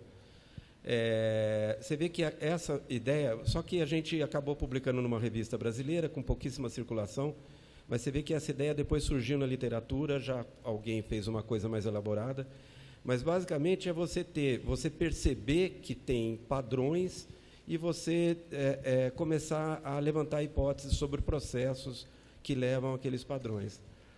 E isso dá para fazer com aquela história natural mais básica possível, entendeu? A hora que você tem 2, 3, 4 observações que indicam que aquilo é um padrão, você começa a trabalhar com hipóteses. E, para mim, isso é ciência da melhor qualidade possível, entendeu?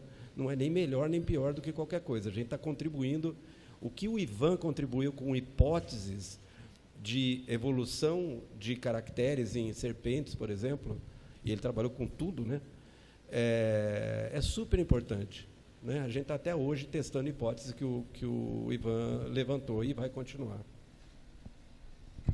Eu ia falar nesse sentido mesmo, citar como exemplo os trabalhos do Ivan Sazima, que são brilhantes. Muitas vezes não tem uma análise estatística lá, mas o cara é de uma sensibilidade, enxerga o comportamento dos animais, né? E consegue correlacionar com comportamentos de outros, então tem conhecimento grande sobre história natural de vários grupos. E fazer história natural, mesmo que não tenha teste de hipóteses e análise rebuscadas, não é sinônimo de coisa fácil. Muitas vezes, muita dedicação de campo, horas de observações, e ter essa sensibilidade de conhecer o comportamento, conhecer o grupo que você está estudando, você pode fazer trabalhos brilhantes, como o Ivan fez e continua fazendo. O Harry Green é outro exemplo, né? E tantos outros. Só falar uma coisa, eu acho que esse apego ao teste de hipótese que tem por aí acaba inibindo os trabalhos descritivos. Isso acontece, inclusive, na macroevolução. Existe até um conceito que alguém publicou aí esses tempos, que era história natural filogenética, porque macroevolução também é, de certa forma, uma história natural, uma vez que você fica procurando padrões. Às vezes você não tem uma hipótese, simplesmente plota ali para ver o que acontece, e aí você começa a usar a sua imaginação para interpretar aquilo. E só para dar um exemplo, na disciplina, foi muito, muito bonito levar os alunos para o campo sem eles terem nenhum objetivo pronto para cumprir.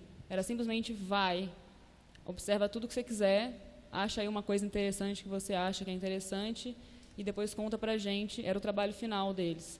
Tem um grupo aí, inclusive, que está elaborando uma nota de história natural de Apostolepos que surgiu disso daí. E a quantidade de hipóteses que foram levantadas para explicar as coisas que eles observaram foi incrível, assim. Então, não tem por que enfiar teste de hipótese o tempo inteiro.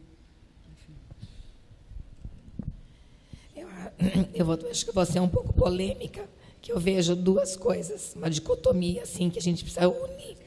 Uma é a história natural, como a Laura acabou de falar. Faz sem objetivo, observa, super válido, super importante. Você vai com a mente aberta, você vai conseguir coisas importantes, informações importantíssimas. A outra é a gente dar o devido respeito à história natural. A gente. Então, eu tenho uma hipótese. Eu tenho uma observação legal, eu preciso de mais. Por quê? Porque uma observação anedótica pode mudar a história do grupo. Ou pode ser uma coisa espúria, que não representa o comportamento, não representa a história natural daquela espécie. Então, precisa, sim, tentar pensar no N. Coisa chata de ecólogo, mas é ciência. Né? E colocar, na medida do possível, hipóteses. Eu acho que é uma questão da gente respeitar a história natural. Não é chatice de ecólogo. Minha opinião. Lamentavelmente, acabou o tempo para as perguntas.